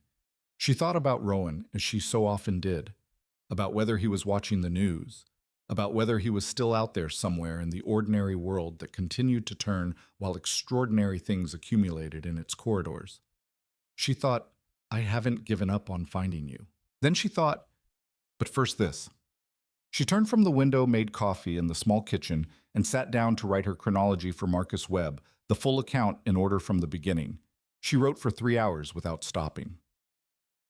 At 10:40 that morning, while Maya was on a call with Webb's associate reviewing the civil complaints damages calculation, Reed entered the room with her phone extended and her expression set in the controlled blankness that Maya had learned meant something significant was happening. "Status change," Reed said. "The FBI is reporting that Cole Sloan's vehicle was spotted on Route 9 north of Poughkeepsie, 40 miles south of our position, heading in this direction." Maya put the call on hold. "He knows where we are." Someone gave him the address. Possibly a leak from the court filing system, possibly from law enforcement communication channels. We don't know which yet. Reed's voice was completely level. "New York State Police have been notified. They are positioning a stop ahead of his route. We are also initiating full lockdown of this facility. No external communication on personal devices. No movement outside the building perimeter. Our team is going to full alert." Pierce appeared in the kitchen doorway, still wearing the slightly rumpled version of yesterday's clothes, holding a mug of coffee with both hands. He read the room immediately. "Sloan," he said. 40 miles south, Maya told him. Pierce set down the mug with careful deliberateness. He sat. He looked at his hands for a moment and then looked up. "I've seen what Sloan does when Blackwell sends him for someone," he said quietly. "Not personally, but the results. People who were problems that stopped being problems." He paused. "Last year, a former Blackwell Capital compliance officer named Terry Huang began talking to a journalist about irregularities in the fund's reporting. Within a week, the journalist received documents suggesting Huang had been embezzling from the fund. The documents were fabricated, but by the time that was determined, the story was already dead and Huang had resigned and moved his family out of the state." He looked at Maya. "Sloan doesn't just threaten. He builds architecture. He creates circumstances that make problems solve themselves." "He's not going to solve us," Maya said. "Reed's team has dealt with people like this." "With respect, cool," Pierce said. "They've dealt with people who operate inside normal parameters. Sloan's value to Blackwell is precisely that he doesn't." As if in response to the specific quality of the tension in the room, Reed's phone buzzed. She answered, listened for 30 seconds, and the controlled blankness of her expression shifted a fraction of a degree towards something that might, in a person with a more expressive face, have been relief. "State police have Sloan in custody," she said. "Traffic stop on Route 9 10 miles south of our position. He was armed, carrying detailed surveillance documentation on this location. Photographs approach vector security observation notes."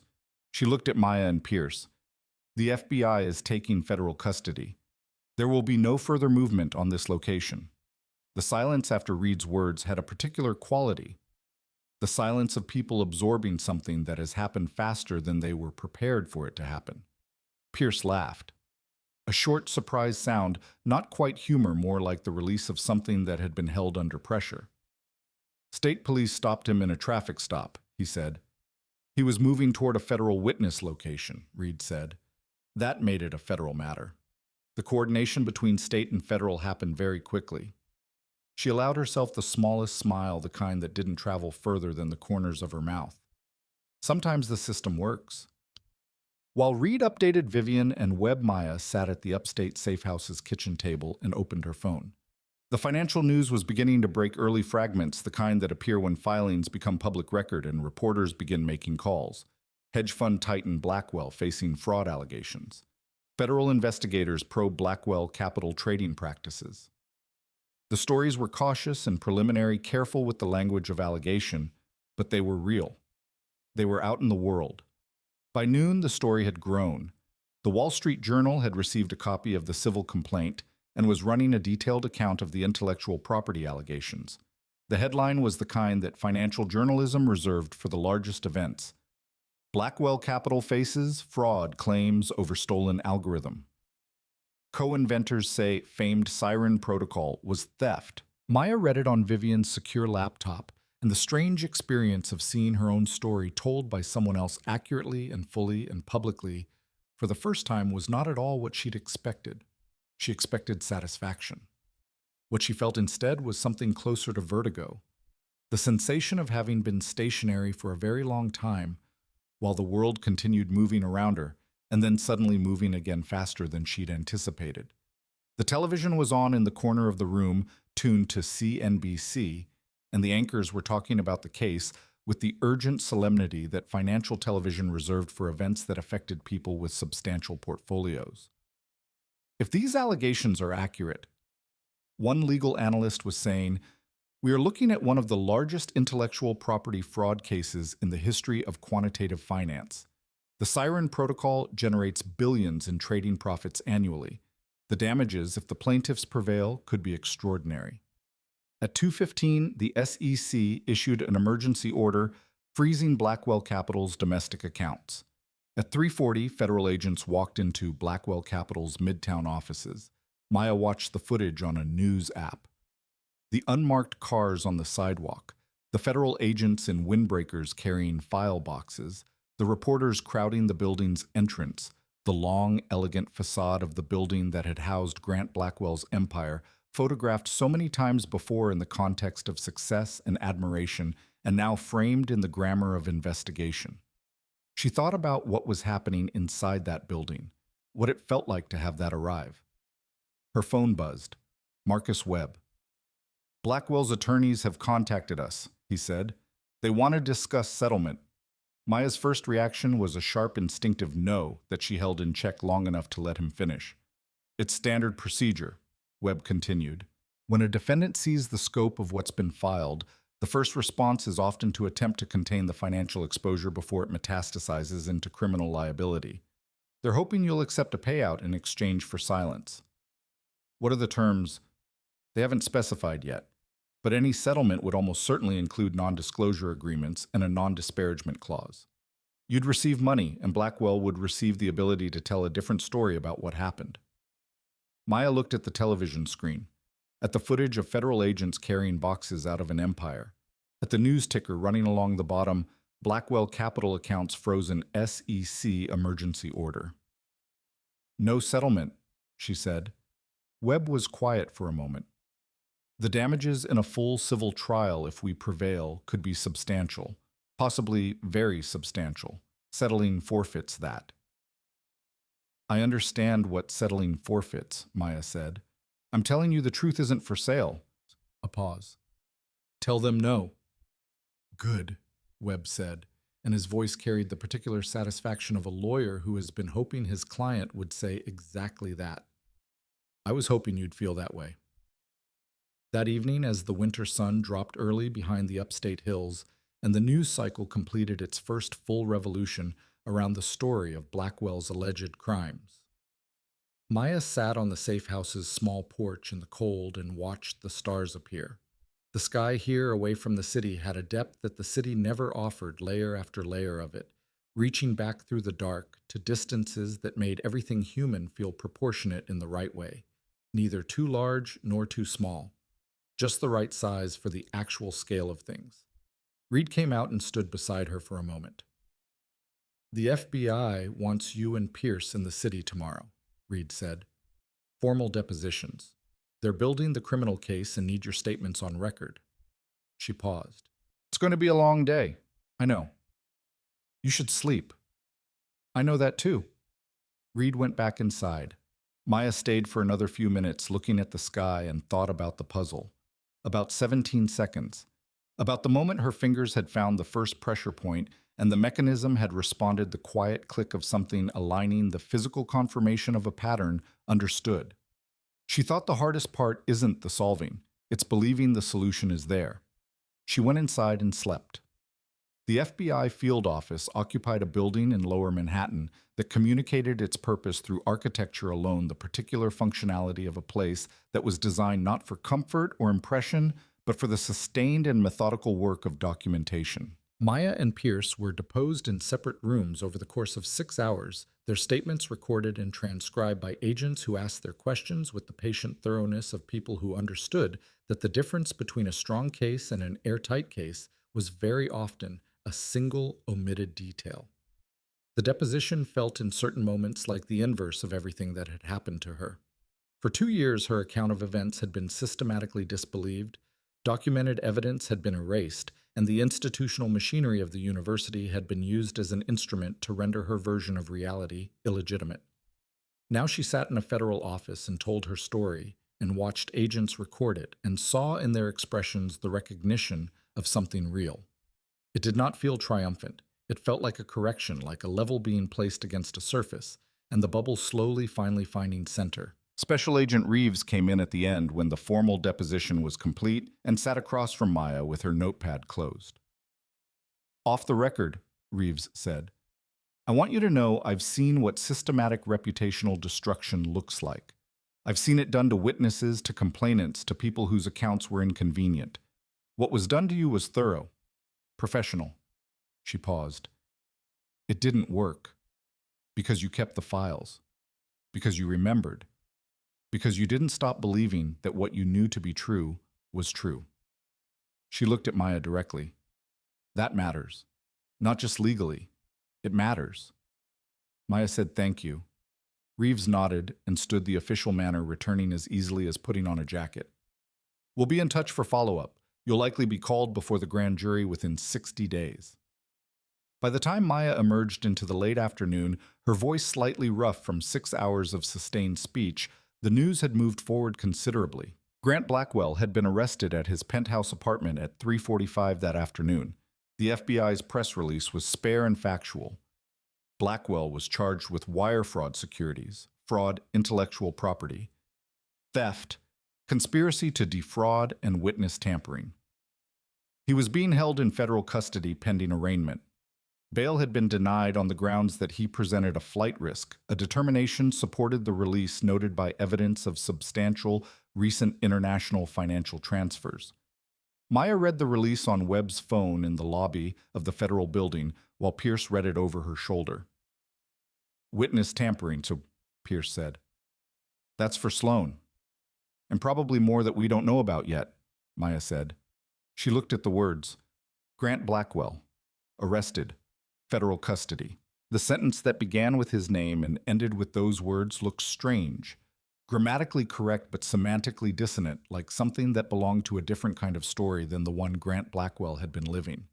Outside the federal building, news cameras were already positioned in anticipation of the story they were waiting for. Webb guided Maya and Pierce through a side exit to a waiting car. In the car, Webb looked at his phone and then at Maya with an expression that was as close to unguarded satisfaction as she had seen from him. "Sloan is cooperating," he said. The moment the FBI informed him they had his text messages coordinating the approach to the safe house, he began negotiating. He's providing a comprehensive account of every commission he's accepted from Blackwell over the past 4 years. A pause. It's considerably more than what Pierce's documents indicated. Blackwell has been using Sloan as an instrument of intimidation and destruction for a long time against a substantial number of people. Maya thought about those people, about the Terry Huangs of the story, the people whose names she didn't know, who had experienced the same methodical dismantling she had experienced, and had no Vivian Cross to make the call, and no Marcus Webb to file the papers, and no evidence that had survived the burning.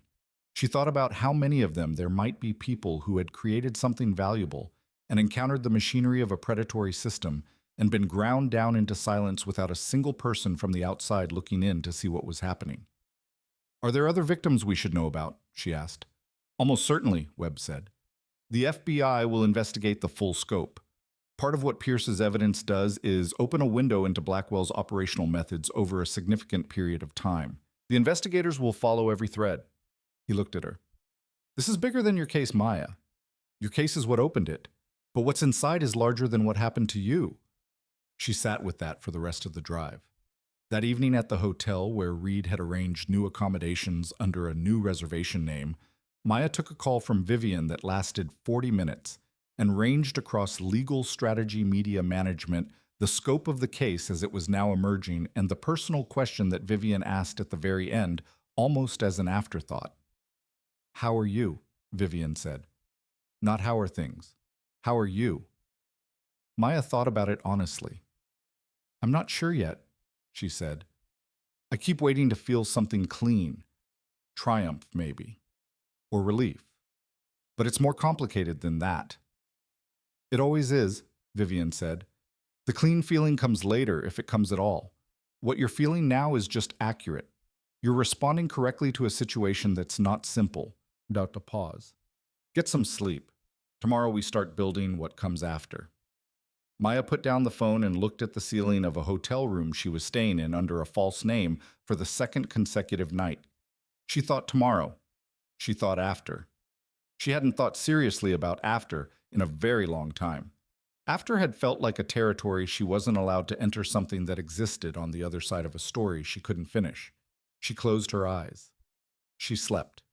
The news about Dr. Elias Rowan arrived on a Wednesday, 11 days after Blackwell's arrest, while Maya was in Marcus Webb's conference room reviewing draft deposition questions with one of his associates. Her phone was face down on the table, vibrating with the low, persistent buzz of news alerts that had been arriving in steady succession since the story broke. Journalist requests. Academic colleagues surfacing from the silence they'd maintained during her investigation. Former professors who apparently rediscovered their beliefs about the importance of academic integrity the moment those beliefs cost them nothing. She had been ignoring them all with practiced ease. She would not have checked this one if Webb's associate, whose phone was face up, hadn't read the headline and gone very still. "Dr. Hart," he said, "you should look at this." The headline read, "Missing Mathematician. Dr. Elias Rowan found alive, prepares to testify against former business associate Grant Blackwell." Maya's hands did not shake. She read the article with the careful attention she gave to mathematical proofs, parsing each sentence for precision, for what it said, and what it implied for the structure of the information beneath the language. Rowan had been located by federal investigators in Bandon, Oregon, a small coastal town, living under an assumed name. According to the article, he had fled New York 2 years ago, upon discovering that Blackwell had stolen their algorithm and was actively suppressing both Rowan and Maya to prevent exposure. He had attempted to alert federal authorities before fleeing, the article reported, but had been threatened by Sloan and driven into hiding when it became clear that the threat was credible and the official channels he'd tried were compromised. He was cooperating with federal prosecutors. He was prepared to testify. The article included a brief statement attributed to Rowan through his attorney, Dr. Maya Hart was the brilliant mind behind the mathematical framework that made Project Siren possible.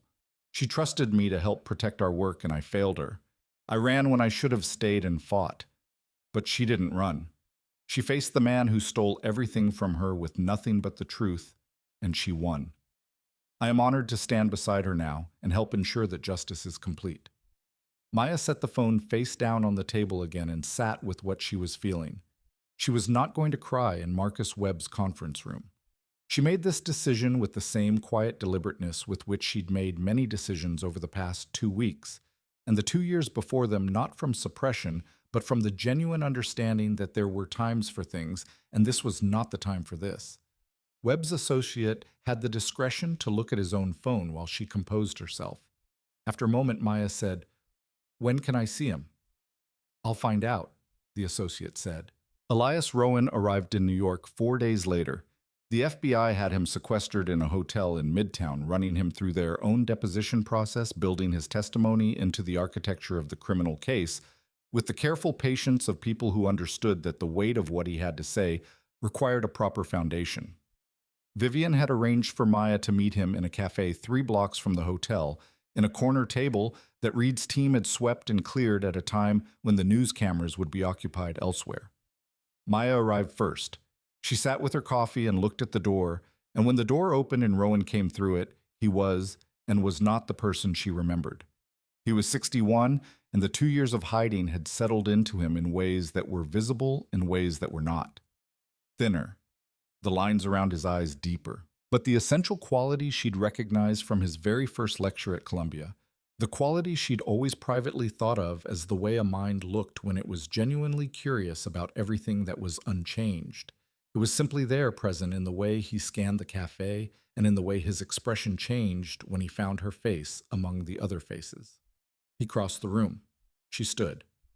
And then he was hugging her, which neither of them had ever done in the 2 years they'd worked together, and it was the specific hug of two people who have both been through the kind of thing that makes the ordinary gesture of physical human comfort feel necessary rather than awkward. He smelled like the same coffee he'd always drunk. Darker roast than was fashionable, brewed too strong in the battered French press that had lived on the corner of his workshop table. "I'm so sorry," he said, his voice muffled by the fact that he hadn't let go yet.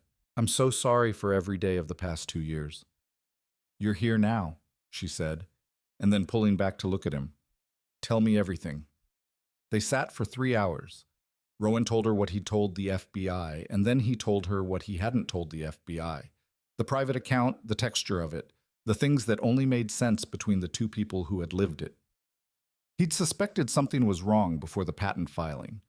There had been small signs, the kind that individually were easy to dismiss as coincidence or professional paranoia, but that accumulated into pattern if you were paying attention. Someone had accessed his university computer remotely in February 2022. A paper he'd circulated privately for feedback had apparently been read by people he hadn't sent it to. A colleague mentioned in passing that she'd heard his algorithm work discussed at a conference where Rowan had not spoken. "I told myself it was nothing," he said, turning his coffee cup slowly, "that I was becoming precious about the work, that sharing ideas was how science was supposed to function." He looked at Maya. "I was afraid that if I raised the alarm and it turned out to be nothing, I'd seem like a crank who couldn't differentiate between intellectual influence and theft." "You filed the patent," Maya said. "Yes. And within days, literally within days, I received the first approach from the man representing Blackwell. 20 million for exclusive rights, just mine, not yours. And when I said no and said I'd need to involve you, the temperature of the conversation changed in a way that was..." He paused, choosing the word carefully, educational, about what I was dealing with. "Why didn't you tell me?" The question was not accusatory. She had resolved that before this conversation began, that the question she was asking was in the service of understanding, not reproach. Rowan seemed to understand this because he answered it honestly rather than defensively. "Because I thought I could handle it. I thought if I just had the conversation with the right attorneys, navigated it correctly, I could protect the work without involving you in the danger." He stopped. "And because I was afraid that if I told you, you would do exactly what you eventually did on your own face, it directly refused to be moved. And I wasn't sure the system was capable of protecting you if you did that." He looked at her with something that was very close to helplessness. "I was wrong about that. I was wrong about which of us was better equipped to face it, and I was wrong about how to protect someone." A pause. "The way to protect someone isn't to hide the truth from them." Maya nodded slowly. She had known this in the abstract for a long time. It was different to hear it acknowledged. "When Sloane came," she said, He was very calm about it. That was the part that frightened me most, not the threat itself, but the manner. He was matter of fact. He showed me the photographs of you, your apartment, your daily pattern.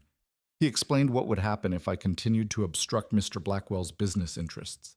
He used that word, obstruct. Rowan's voice was steady, but his hands had tightened around the cup. He told me the offer remained open, that if I accepted, nothing would happen to anyone, that it was simply a business matter. And you ran. I liquidated everything I could, created a new identity, and disappeared within 48 hours. He looked at the window. I told myself it was tactical, that I was going to Oregon to regroup to figure out a safe way to fight back, to contact authorities who couldn't be pressured. He shook his head slightly. I was scared. What happened to you afterward? The investigation, the funding cut, the destroyed files? I saw it happening from a distance, and I knew it was retaliation for my refusal, retaliation directed at you, because I'd run and I couldn't. Elias. He stopped. You're here now, she said again. And she meant it the same way she'd meant it the first time, not as a dismissal of what had happened, but as a fact about the present. He was here. The work they'd done together was being vindicated. The truth patient and inconvenient and unkillable had arrived. I've been watching the news, Rowan said, and some of the weight in his voice lifted. The puzzle, you solved it in 17 seconds. 16 and a half. I rounded up for the story. He laughed. Genuine surprise, the laugh she remembered from the workshop, short and bright and completely unguarded. I would have been insulted if it had taken you longer. He looked at her with something that was complicated and warm and 2 years overdue. What comes next for you? Marcus Webb called that afternoon to report that Jennifer Kwan, the Helixine clinical data manager whose financial connection to Blackwell entities they'd identified, had contacted the FBI seeking immunity.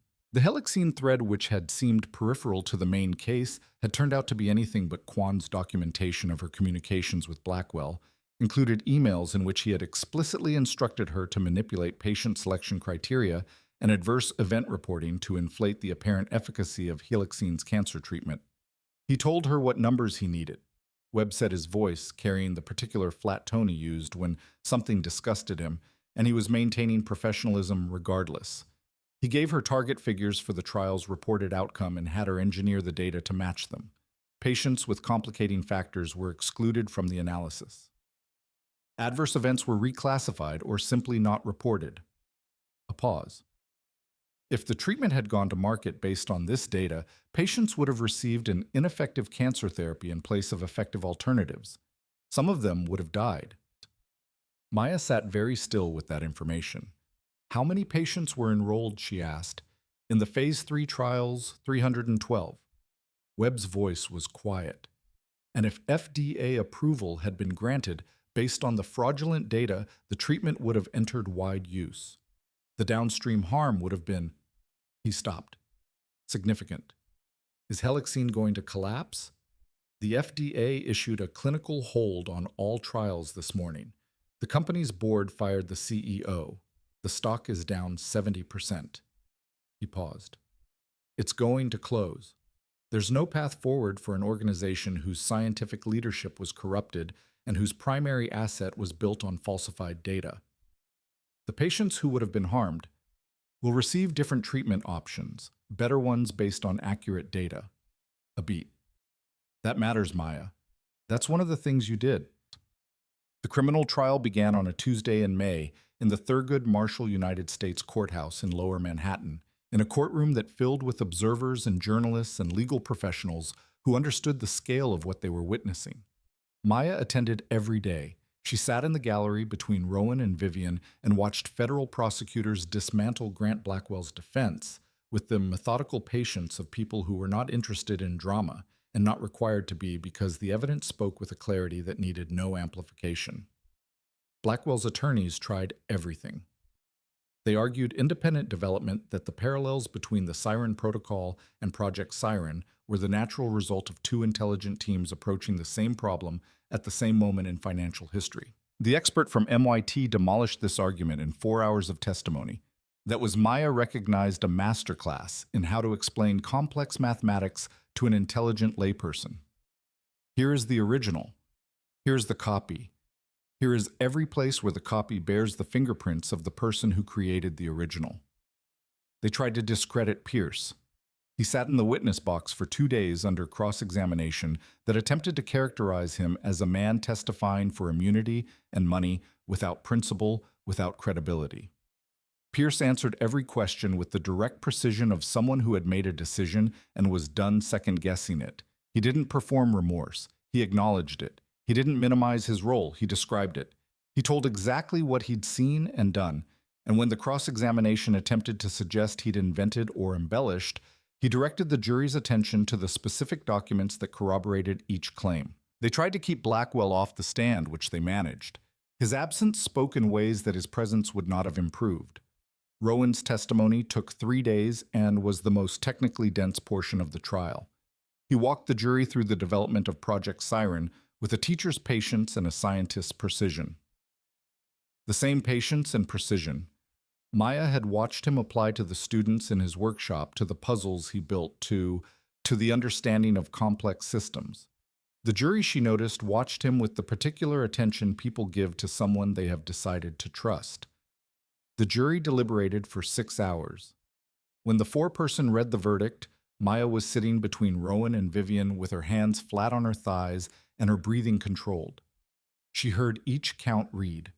She heard the word guilty repeated 9 times once per charge in the steady, unindividual voice of institutional accountability doing its work. Blackwell remained expressionless, but his hands visible on the defense table told a different story, the knuckles whitening the tendons in the back of each hand, becoming visible the controlled physical manifestation of a man experiencing something his performance could not fully contain. Vivian's hand found Maya's and squeezed once. Rowan said nothing. He was looking at the table in front of him with the expression of someone doing a very private form of mathematics. Sentencing was scheduled for 2 weeks later. In the interim, Blackwell remained in federal custody. His bail denied the legal architecture of his decades-long manipulation, finally surrounding him completely. Pierce came to Maya's apartment, the new one in Tribeca, which she'd been in for 3 weeks, and which still felt like borrowed space, the way all new places feel borrowed until the living in them makes them yours on the evening before the sentencing hearing. He brought takeout from a Thai place on the corner, and they ate at the kitchen table and talked about the case and didn't talk about it the way people who have been through something together negotiate the territory between the thing and the rest of their lives. "I keep having this thought," Pierce said, moving the food around his container with a chopstick, "that I should have done something earlier. Not as early as before I took the job. I was 28 and drowning in debt, and I told myself I'd figure it out, I'd find a way to make it right later. But even after, even during, there were moments." He looked at the table. "I should have found a way." "You found a way, Chu?" Maya said. "Barely in time." "In time." She set down her own chopstick. "Pierce, I'm not going to tell you what you did or didn't do was fine. It wasn't fine. But I also know what it is to be inside a machine that's specifically designed to make you feel like there's no exit." Blackwell was very good at engineering situations where people felt trapped. "You were trapped." She paused. "You got out. What happens now is more important than the fact that it took longer than it should have." He looked at her with the expression of someone receiving something they hadn't expected to receive and weren't sure they'd earned. "Thank you," he said. "Don't thank me," she said. "Come work with us." The offer had been made formally already. Vivian had extended it through lawyers with all the appropriate paperwork and financial terms. But this was the first time Maya had said it directly person to person without the intermediary of institutional process. Pierce looked at her for a long moment. "Cross-Rowan analytics," he said. "What would I do?"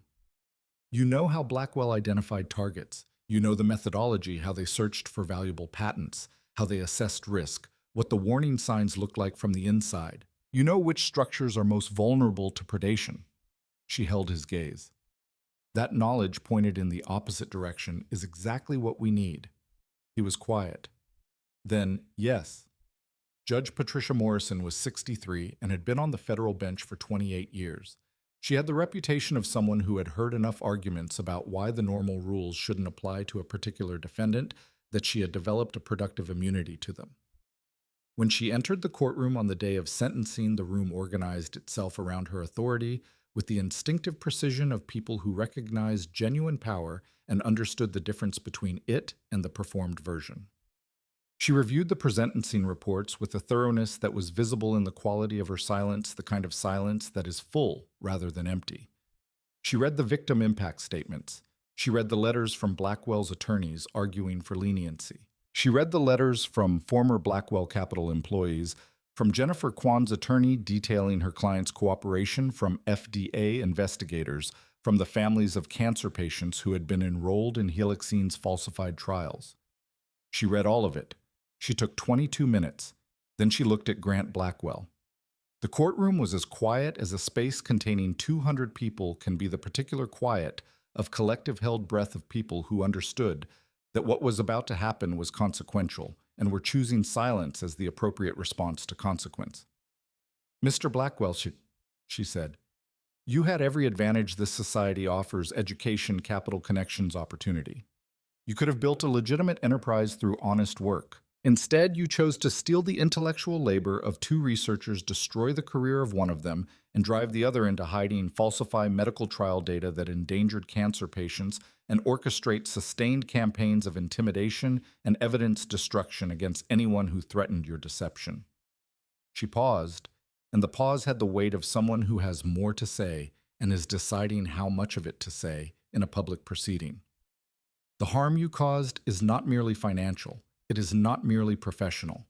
Dr. Hart lost 2 years of her life to your machinations. Dr. Rowan lost 2 years of his. Mr. Pierce lost pieces of himself that he will spend years recovering. 312 cancer patients were placed in the path of a fraudulent treatment that might have cost them the time they needed to pursue effective alternatives." She looked at the sentencing guidelines in front of her. On the count of wire fraud, 20 years. Securities fraud, 15 years. Intellectual property theft, 10 years. Conspiracy to defraud, 10 years. Witness tampering, 5 years. Healthcare fraud related to the falsification of Helixene Therapeutics trial data, 25 years. All sentences to run consecutively. She looked up. Total sentence, 85 years in federal prison. You are remanded immediately. The courtroom broke apart into sound, not chaos, but the particular noise of a large group of people simultaneously having a reaction. Journalists were already rising. Blackwell's attorneys were leaning in, beginning the automatic choreography of appeal. Blackwell himself stayed completely still for a moment that lasted long enough to be its own comment on everything, and then his attorney placed a hand on his arm and he moved. He was 53 years old. He would die in federal prison. Maya sat with that fact for a moment and tried to find triumph in it, and found instead something more complicated, the same thing she'd found at every significant moment in this process. Not the clean victory of a story that ends on the right note, but the complicated satisfaction of something that matters accomplished at cost by imperfect people inside an imperfect system that had this time against the odds it normally assigned to people in her position managed to produce the correct result. Outside on the courthouse steps, the news cameras were waiting. She stood at the top of the steps and looked at the microphones and the reporters, and the city beyond them, the same city she'd walked alone in 2 winters ago, invisible and cold, and trying to be nobody, and thought about what she wanted to say. She had prepared a statement. She read it from her phone because what she had to say was important enough to say correctly.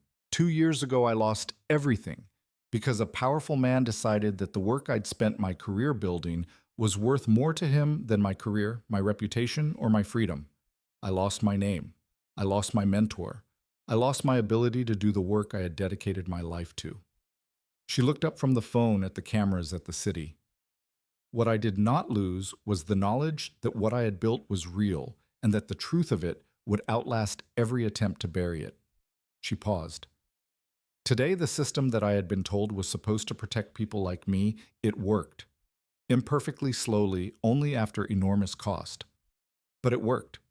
And I want to say to anyone watching who has been in my position, who has had something taken from them by someone with more power than them, and who has been told that the truth doesn't matter because the person who is lying has better resources, the truth does matter. Sometimes it takes too long to matter. But it does. She folded her phone and put it in her pocket. Rowan was beside her. Vivian was on her other side. Pierce was a few steps back.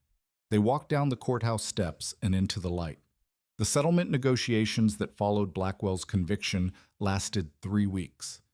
With the criminal case concluded and the guilty verdict establishing the factual basis for every claim in the civil suit, Blackwell's remaining attorneys, two had withdrawn after the verdict, citing conflicts that were transparent enough negotiated from a position that could most charitably be described as attempting to limit catastrophic loss. Marcus Webb presented the final terms to Maya and Vivian in a conference call on a Thursday afternoon.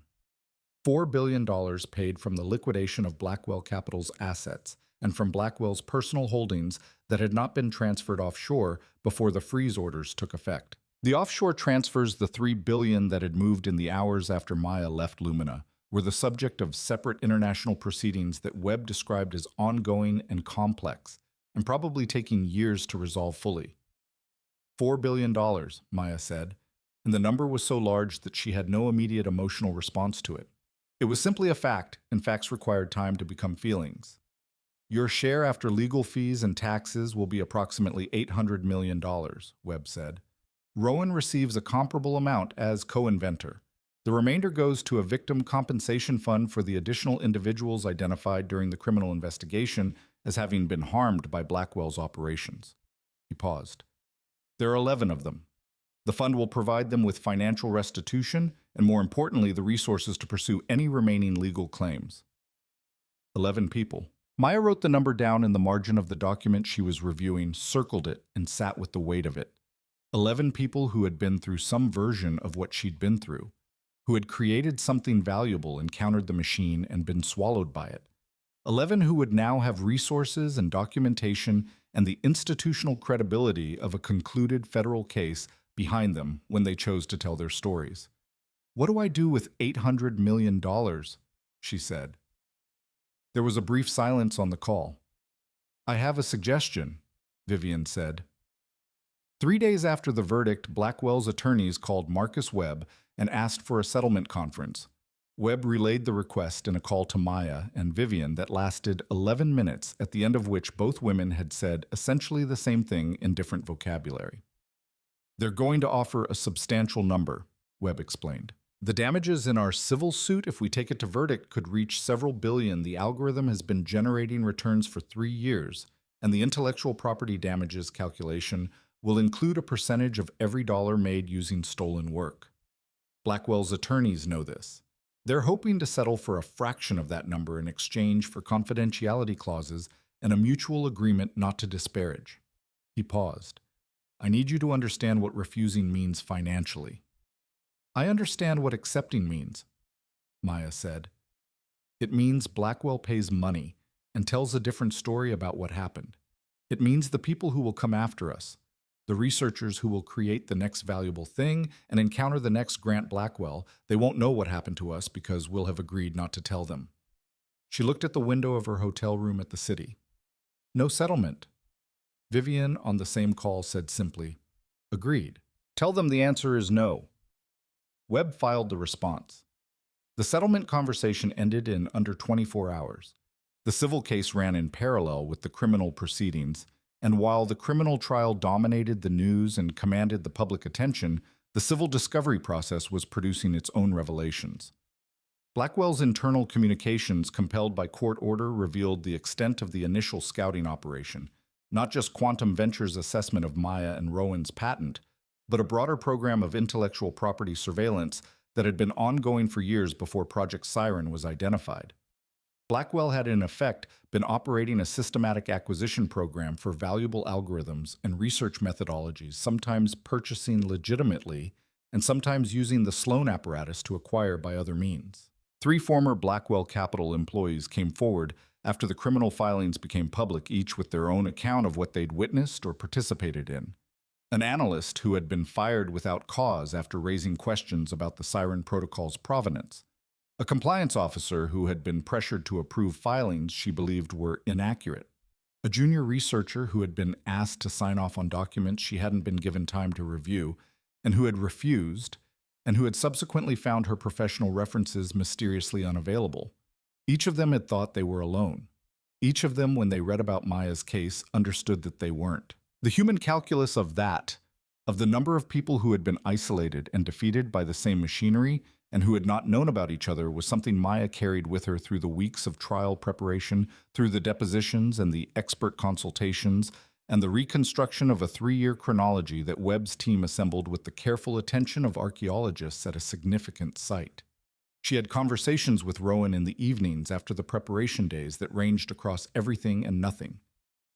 The mathematics they'd been unable to work on for 2 years, the papers they wanted to write, the ideas that had continued developing in both of their minds even during the periods when they'd been least able to do anything about them. She told him about her time as Mia Hart, and he listened with the same quality of attention he'd given to everything she'd ever said to him, complete, uninterrupted, without the distracted, partial engagement of someone waiting for their own turn to speak. "You kept your mind working," he said one evening in a coffee shop near the federal courthouse a week before trial. "Even when you were trying to forget everything else, you kept thinking. I couldn't stop." "I know, it's the same for me." He wrapped his hands around his cup. "I built puzzles in Oregon. Simpler ones, no materials, just wood and basic hardware from the local supply store. But I built them to keep the mechanical thinking alive." He paused. "They weren't as good as the ones I made in Brooklyn. The isolation affected the work. The work needs other people to test it against." He looked at her. "It needs you." Spongy. During the trial itself, which ran for 4 weeks, Maya attended every session with the controlled presence of someone who had learned to distinguish between what she was feeling and how she needed to appear. Blackwell's attorneys were skilled, and their attacks on her credibility carefully constructed narratives about a bitter former researcher seeking revenge, about academic failure reframed as victimhood, about the convenient timing of her allegations were professionally executed. She absorbed them without visibly reacting because she had learned something important in the 2 years since her public fall and her private climbing back. The way to withstand an attack on your credibility is not to contest it directly, but to be so consistently, specifically, documentably truthful that the attack has nothing to attach to. She was truthful about everything, including the things that reflected badly on her choices, the provisional patent that had made the work visible before they'd been ready to defend it, the decision to continue working with Rowan, even after the first signs that something was wrong, the months of hiding that had cost them both time and evidence. She didn't perform regret, and she didn't perform confidence. She simply told what had happened. On the 4th day of her cross-examination, Blackwell's lead attorney, a man named Caldwell, who had the quiet aggression of someone who had won a great many cases by making witnesses feel small, leaned across the examination area and said with the air of someone landing a blow they'd been building toward all morning, "Dr. Hart, isn't it true that before you became aware of the Siren Protocol's existence and its commercial success, you had no intention of pursuing any claims against anyone for any alleged misuse of your work?" Maya looked at him. "That's true," she said, "because I didn't know where my work had gone. I'd spent 2 years trying to rebuild a life in the aftermath of what Mr. Blackwell did to me. I wasn't pursuing claims because I was waiting tables in a restaurant trying to survive the consequences of the campaign that had been waged against me." A pause. "I only became aware of the Siren Protocol when I accidentally found a copy of an article about it on my phone. I became aware because a man tried to humiliate me with a puzzle that was built from my mentor's stolen designs, and the recognition of that theft made me look at what else might have been taken." She met Caldwell's eyes. "If your question is meant to imply that I manufactured a grievance for financial gain, I would ask you to explain to the jury why someone who manufactured a grievance would have waited 2 years during which she was living in poverty under a false name before bringing it." Caldwell moved on. Maya heard from Webb afterward that 2 jurors had been observed nodding during that exchange. The wait for the verdict lasted 6 hours and 20 minutes, which Webb said was fast for a case of this complexity, which Rowan received in the way mathematicians receive certain kinds of information as data assessed for what it meant without excessive interpretation in either direction. Maya spent most of those 6 hours in a small conference room with Vivian and Rowan talking about what came next. Not the legal next, which Webb and his team were fully equipped to manage, but the personal and professional next, the version of life that existed on the other side of this particular doorway. "What do you want to do?" Vivian asked Maya at some point in the 4th hour. Maya thought about it, not about the money, which remained an abstraction to her in spite of the numbers Webb had discussed, but about the actual content of the days she wanted to fill. I want to go back to the mathematics, she said. The real work. Papers, research, collaboration. I want to finish what Rowan and I started. She paused. And I want to make sure other people don't have to go through what we went through. Not just wish for it to be different. Actually do something about it. How? Vivian asked. And the question had the quality of someone who already had an answer in mind and was checking whether the other person's answer matched. I don't know yet, Maya said honestly. But I know the problem now in a way that very few people know it from the inside. The systematic way it works. The points where it's most vulnerable, where an intervention could actually prevent the harm rather than try to remedy it afterward. She looked at Vivian. Why are you asking? Vivian smiled. It was the smile she used when she was about to tell someone something she'd been waiting to tell them for a while. I'll show you, she said. After. The foreperson read the verdict, and the word guilty arrived 9 times in the steady cadence of institutional accountability, and Blackwell's hands whitened on the defense table and Vivian's hand found Maya's. Rowan said very quietly beside her, "There it is." Yes, Maya thought, there it is. Vivian's suggestion was in fact a complete proposal, 47 pages, with financial projections, operational structure, mission statement, and a list of potential first cases that she had apparently been compiling for months, in the confident expectation that Maya would say yes. Cross Rowan Analytics, LLC, a private analytics and advocacy firm dedicated to identifying, supporting, and legally protecting researchers whose intellectual work was at risk of or had already been subjected to predatory acquisition or institutional suppression. Funded jointly by Vivian's contribution from the civil settlement and Maya's matching investment, capitalized at $4 billion in total. Board of Directors, Vivian Cross as Chair, Dr. Maya Hart as Executive Director, Dr. Elias Rowan as Director of Research Methodology, and Nolan Pierce as Director of Financial Threat Analysis.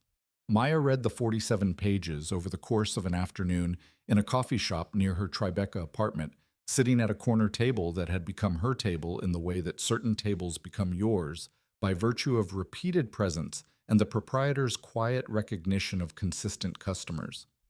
Rowan sat across from her reading his own copy, occasionally making notes in the margin, in the precise compressed handwriting she'd spent 2 years missing without quite admitting she was missing it.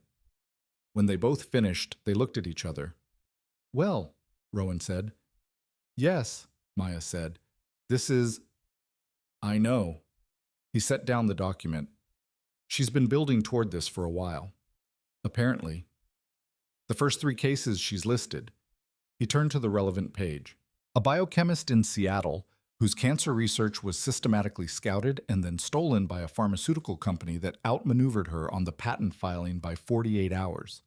A software engineer in Austin whose routing algorithm was licensed by a tech company and then quietly incorporated into their core product after the licensing agreement was allowed to lapse and restructured in ways that removed his ownership claims. A climate scientist in Cape Breton, whose findings about a specific feedback mechanism in Arctic ice loss were suppressed for 4 years by an energy company that funded her university's research program. He looked at Maya. Any one of these would be a significant undertaking. All 3 simultaneously is exactly the scale this needs to operate at to matter, Maya said. 1 case at a time, you're an exception. At scale, you're changing the system. Rowan was quiet for a moment, looking at the proposal in his hands. Outside the coffee shop, the spring afternoon was moving through the streets in the unhurried way of New York in May, the particular ease that settles over the city when the brutal months are finally past, and the light has turned warm, and the people on the sidewalks are moving at 3/4 speed instead of full emergency. "I've been thinking about what I want to do," he said, "about what I actually want to spend the time on, now that we have the time." "The puzzles," Maya said. He smiled, which was the confirmation she'd expected. The puzzles. But more than that, the teaching methodology behind them. The principle that complex mathematical structures can be understood through physical interaction, through making the mathematics tangible. There are applications in education that we've barely touched. He paused. And I want to write the full theoretical framework for Project Siren. not the applied version, not the trading algorithm. Blackwell corrupted it into the actual mathematical truth of it, a paper that lives in the literature permanently attributed correctly, contributing to the field as it was meant to contribute. We'll write it together, Maya said. Yes, he said. We will. They signed the Cross-Rowan Analytics Incorporation documents the following week in Marcus Webb's conference room with Webb and Vivian and Pierce as witnesses. It was a less dramatic moment than many that had preceded it, pens and paper and the small ceremony of signatures, but it had its own weight, the particular gravity of a beginning. Pierce, signing his own director agreement, said afterward that it was the first document he'd signed in 3 years without feeling like it was going to someday be used against him. The Brooklyn loft they selected as the organization's headquarters was in a converted warehouse 2 blocks from where Rowan's original workshop had been. This was Maya's choice, made without explanation, and Vivian had accepted it without asking for one. The building had been extensively renovated, industrial bones given modern infrastructure, and the space they occupied was clean and large, with high windows and good light, and a wall of whiteboards that Rowan covered with equations on the first day and never quite cleared. On the morning of the official launch, which was acknowledged with a small gathering of the team, they'd assembled 3 research analysts, 2 patent attorneys, a forensic financial investigator, and a communications specialist. Maya stood at the window looking at the Brooklyn street below and thought about everything that had happened and everything that was happening now. There was a quality to beginnings she had learned that was distinct from the feeling of continuing or the feeling of finishing. Beginnings had a particular kind of weight, not the heavy weight of something you were carrying, but the weight of something waiting to become whatever you were going to make of it. A stone before it hits water. A question before it's answered. The 3 initial cases were already in active development. Dr. Priya Nair was a biochemist who had spent 4 years developing a protein folding methodology with applications in targeted drug delivery. Her patent filing had been submitted to the Federal Patent Office on a Tuesday morning.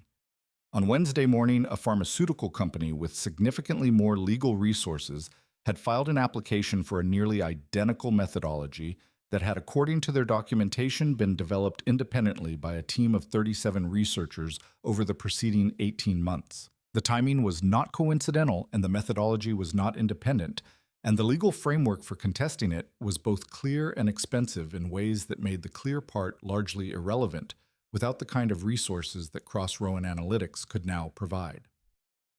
Daniel Osei was the software engineer in Austin. He had developed a routing algorithm for autonomous vehicle systems that was elegant in the way that truly original engineering solutions are elegant, not just functional, but principled, solving the problem from the inside rather than working around it. A transportation technology company had licensed the algorithm for a 2-year period, which had given them enough time to incorporate it into their core software architecture and then allow the licensing agreement to lapse under a restructuring that reclassified the technology as proprietary internal development. Osei had filed a complaint with the Patent Office. The company had responded with 300 pages of documentation asserting independent prior development, which was false in the ways that Pierce's threat assessment methodology identified immediately and comprehensively. Dr. Miriam Alcott was the climate scientist. Her case was the most structurally complex. It involved not direct theft, but systematic suppression, the specific way in which research that contradicts the interests of a funding entity can be buried before it reaches the public record. Her discovery of a previously unmodeled feedback mechanism in Arctic ice loss had been funded by a university research program substantially capitalized by energy industry donors. The findings had been submitted to 3 journals. All 3 rejections had come back within days of submission, unusual speed that suggested coordinated pressure rather than normal peer review. 2 of the reviewers on each submission had subsequently been identified as consultants to companies affiliated with the original funder. Alcott had the data, the methodology, the finding, and the documentation of the suppression. What she'd needed was someone who could make the pattern visible. Maya worked with each of them differently because each case required something different. With Priya, it was primarily legal strategy, building the chronological case for prior invention, identifying the specific technical evidence that would distinguish her methodology from the company's claimed independent development, preparing for a patent office proceeding that would require expert testimony, and the kind of granular documentation that separated a claim from a demonstration. With Daniel, it was financial investigation tracing the precise moment when the licensing agreement had been restructured in ways that obscured the original technology's origin, documenting the correspondence that showed company engineers explicitly discussing Osei's work as the foundation for their own development. With Miriam, it was institutional pressure, identifying the specific mechanisms of the suppression, documenting the financial connections between the journal's reviewers and the funding entities preparing a coordinated submission to the scientific community that would make the suppression of the findings more costly to maintain than releasing them. All three cases resolved within 18 months. Priya received full attribution for her methodology and a financial settlement from the pharmaceutical company that capitalized a decade of subsequent research. Daniel's routing algorithm was fully attributed and compensated, and the settlement terms included a public acknowledgement of his contribution that became in the automotive technology industry a small but consequential signal about what Cross-Rowan Analytics was capable of producing. Miriam's climate findings were published in 2 journals simultaneously, with an accompanying editorial about research independence and funding disclosure that was reprinted and discussed widely enough to prompt 3 other suppressed researchers to contact Cross-Rowan Analytics within the week. 3 cases, 3 resolutions, and then the next 3 and the 3 after that. Pierce threw himself into the work with the particular intensity of someone who has found the thing that makes the guilt productive. His financial threat assessment framework, initially a collection of heuristics drawn from his own experience inside Blackwell's organization, developed over the first year into a systematic methodology that could identify predatory acquisition risk patterns in any research context with a specificity that was almost uncomfortable in its accuracy. "We should be training people to use this before they need it," he said one afternoon, sitting across from Maya in the Brooklyn office with the framework spread across 3 monitors. Not just responding to cases, teaching researchers how to recognize when they're in a vulnerable position before the damage is done. "What would that look like?" Maya asked. "Workshops, university programs, online resources that break down the warning signs, the points in the development and publication cycle when research is most exposed." He paused. "Most researchers don't know how the predatory acquisition process works. They assume their institution protects them. They assume the patent office is inherently neutral. They assume good faith." He looked at the screen. "I spent 3 years helping a man exploit exactly those assumptions. I understand the exploitation from the inside in a way that's uncomfortable to have but useful." "Then use it," Maya said.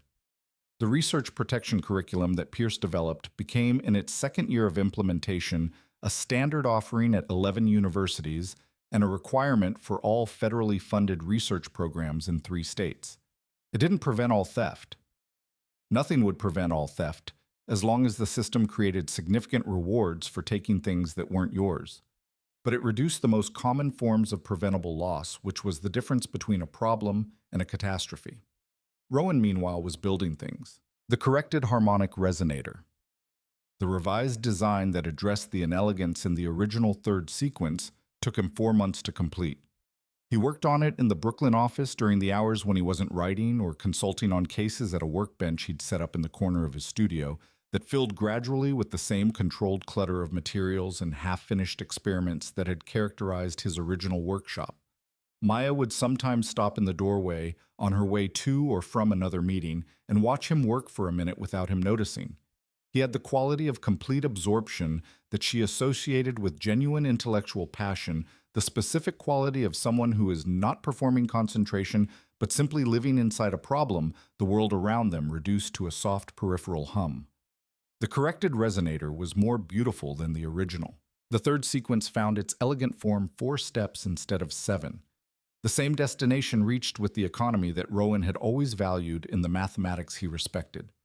The mechanism opened in 11 seconds when you knew the language it was speaking, 4 seconds faster than the version Maya had solved at Lumina. "You should solve it," Rowan said the morning he completed the 2nd prototype. "I already know how it works." "You know how the principle works. That's different from feeling how this specific mechanism expresses it." He held it out. "Also, 11 seconds would be a satisfying personal record." She took the sphere, closed her eyes, felt the weight, the cool the seams. 9 seconds. When she opened her eyes and set the two halves on the table between them, Rowan was looking at her with the expression she'd first seen in his Columbia lecture, the expression of someone encountering genuine capability and feeling in response to it pure, uncomplicated pleasure. "We're auctioning 20 set," he said. 23, oh, she said. "The additional 3 go to our 3 founding researchers, Priya, Danielle, and Miriam." "Yes," he said immediately. "Obviously." They cooked dinner together at Maya's apartment on the evening the auction was announced, the first time they'd done this since the Brooklyn workshop, the same comfortable joint occupation of a kitchen, the same tendency to talk about mathematics while doing something with their hands. "I've been reading the CERN citations," Rowan said, stirring something that smelled excellent. "The application they're developing is entirely different from anything we imagined when we wrote the theoretical paper. The harmonic resonance principles we developed for market prediction, they're being applied to quantum particle behavior. The mathematics translates." "Of course it translates," Maya said, cutting vegetables at the counter. "The mathematics is about complex systems. Markets are complex systems. Particle interactions are complex systems. The specific domain is different, but the governing logic is the same." "Blackwell stole a trading algorithm," Rowan said. "He thought he was stealing a trading algorithm. He missed the actual thing." "Completely," Maya said. "He was looking at the surface and thought the surface was the whole thing. That's the error people like him always make. They can understand value. They're very good at identifying what's worth taking, but they can't understand origin. They don't know what creates the value because they've never created anything themselves. So they steal the specific instance and miss the generative principle." She set down the knife. The principle keeps generating. It was always going to keep generating. All he did was delay it." Rowan looked at her for a moment, the wooden spoon still. 2 years, he said. 2 years, she said. The weight of that was there between them, and they let it be there because some things deserve to be felt rather than resolved. 2 years was a real cost. It would always be a real cost. The resolution of the case and the success of the foundation and the beautiful mathematics of the new paper didn't subtract from the 2 years. They simply existed alongside them. "I'm sorry," Rowan said. "I know," Maya said. "I know." They ate dinner and talked about the foundation and the cases and the students Maya was teaching and the puzzle designs Rowan was developing and the paper they were planning to write next on the application of harmonic resonance principles to ecological systems modeling. They talked until 11 when Rowan left, and Maya stood at the window of her apartment looking at the city the way she'd looked at it on the night she'd walked away from Lumina. Different now. The same city, the same lights reaching to every horizon, the same indifferent, brilliant churn of everything. But she was different in it, not invisible, not trying to be. The keynote address at the International Conference on Intellectual Property and Research Ethics came in May, 18 months after the launch. Maya stood at the podium in a convention center in San Francisco, looking out at an audience of 300 researchers, attorneys, policymakers, and advocates, and told her story. Not the legal version, not the version shaped by litigation strategy or narrative management. The actual version with the texture of it intact, the 11-hour shifts, the feet that ached, the name tag she'd been wearing when a puzzle reminded her of who she was. The 2 years of erasure, the 17 seconds that began the undoing of 3 years of fraud. She talked about what Cross-Rowan Analytics had built and what it was doing and what it was failing to do because she was not interested in a triumphalist account of her own success. She talked about the 11 cases from the criminal investigation, the people who had been harmed by Blackwell and whom the compensation fund had reached, and the others it had not reached, and probably never would, because the Blackwells of the world committed their crimes against people they had correctly identified as unlikely to be believed.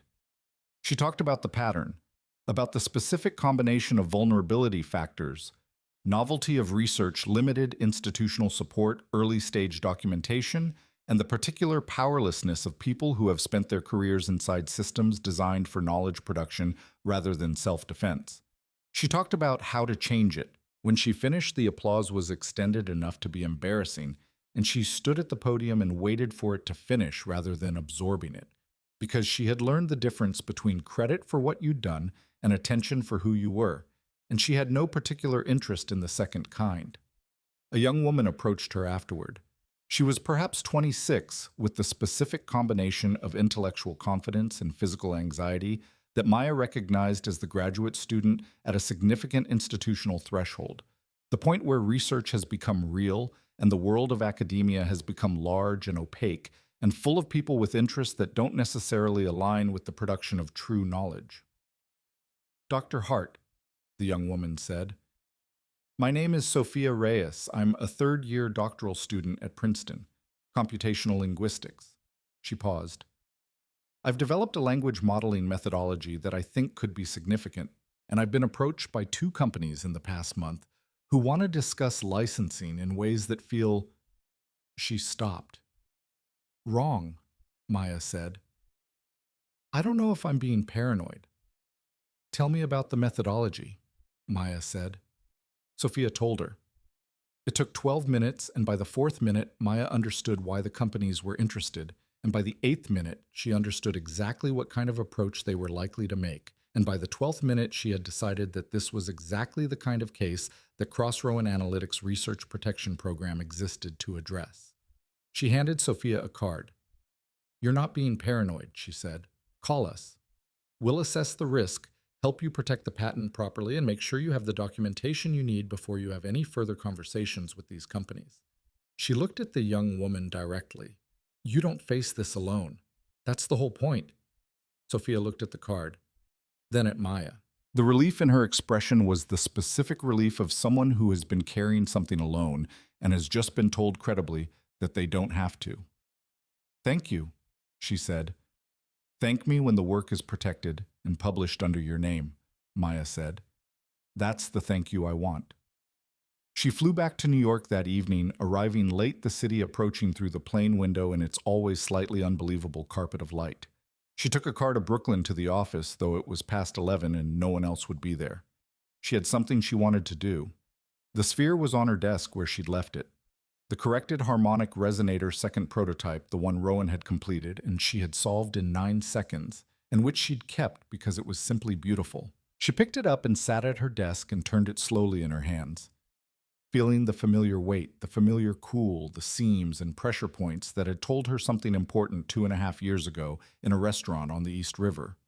The third sequence, elegant now in Rowan's corrected form, clean and direct, the mathematics expressing itself without redundancy the way all the best mathematics did, not by adding but by finding the form that had always been there beneath the complexity waiting to be seen. She thought about the Forbes article she'd found on a freezing January sidewalk, about the name Siren Protocol and the shock of recognition it had produced, about standing underground at 51st Street with her heart going fast and her mind already running through the implications at several speeds simultaneously. She thought about the 2 years before that, the studio apartment in Astoria, the orthotic inserts that kept breaking down the practiced invisibility of someone who had learned that being noticed was dangerous. The Mia who had made herself small enough to survive. She thought about what it had cost, not abstractly, but specifically. The morning she'd woken up and lain still for a few minutes before beginning the performance of ordinariness that the day required. The moments in the restaurant when someone would say something about a mathematical concept, and she would feel the almost physical effort of not responding, of keeping the knowledge behind her face where it couldn't be held against her. The particular loneliness of being someone whose mind was always doing things that the people around her couldn't see. And she thought about the 17 seconds, about the way Rowan had taught her that the mechanism would tell you what to do if you understood the language it was speaking. That complexity resolved to pattern if you had the patience to find the underlying logic, that even the most deliberately obscured systems had a structure, and the structure could be found, and the structure once found pointed inevitably to the solution. She set the sphere down gently on the desk. She opened her laptop. There were cases waiting, new referrals, ongoing proceedings, correspondence from researchers in 4 countries who had encountered the pattern and needed support. There was always more work. The problem she was working on was not a problem that would ever be fully solved. It was a problem she was making smaller case by case, workshop by workshop, paper by paper, until the world in which it occurred was less hospitable to it than the world she'd inhabited before. That was enough. It was she had come to understand exactly enough. She began to work. Outside, the city continued its indifferent, brilliant turning. The Brooklyn street was quiet, the way streets are quiet. Very late, not empty, but resting. The constant motion dimmed to occasional footsteps and the distant rhythm of taxis on wider streets.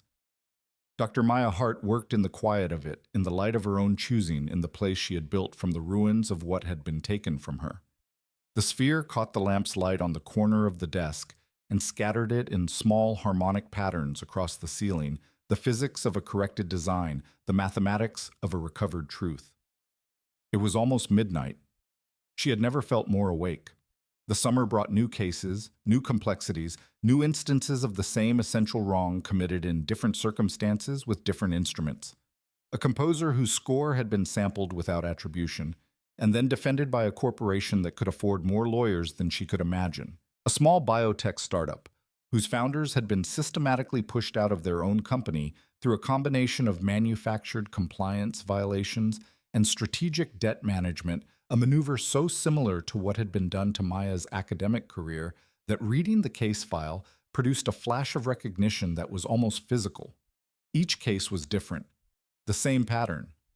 Pierce turned out to be precisely as valuable as Maya had predicted. His knowledge of how predatory IP acquisition worked from the inside, translated into a systematic threat assessment methodology that Cross-Rowan Analytics used to evaluate potential cases and to advise researchers on how to protect their work before the threat materialized.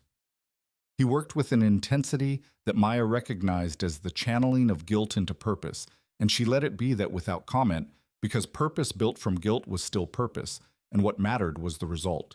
The result was that 6 months after their launch, they had successfully resolved 3 cases with settlements that returned full attribution and financial compensation to the researchers, and had another 11 in active proceedings.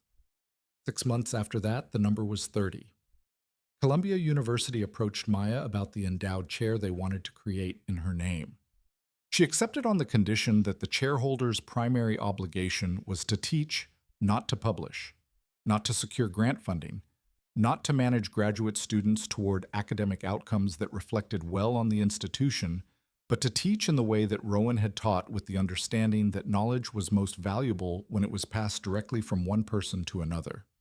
The first year of teaching was the best year she'd had in a very long time. She thought about Rowan's principle constantly, that mathematical truth could be made tactile, tangible, physically understood, rather than only abstractly grasped. She built laboratory sessions around it, bringing mechanisms into the classroom, letting students feel the way a physical object could carry mathematical meaning in its design.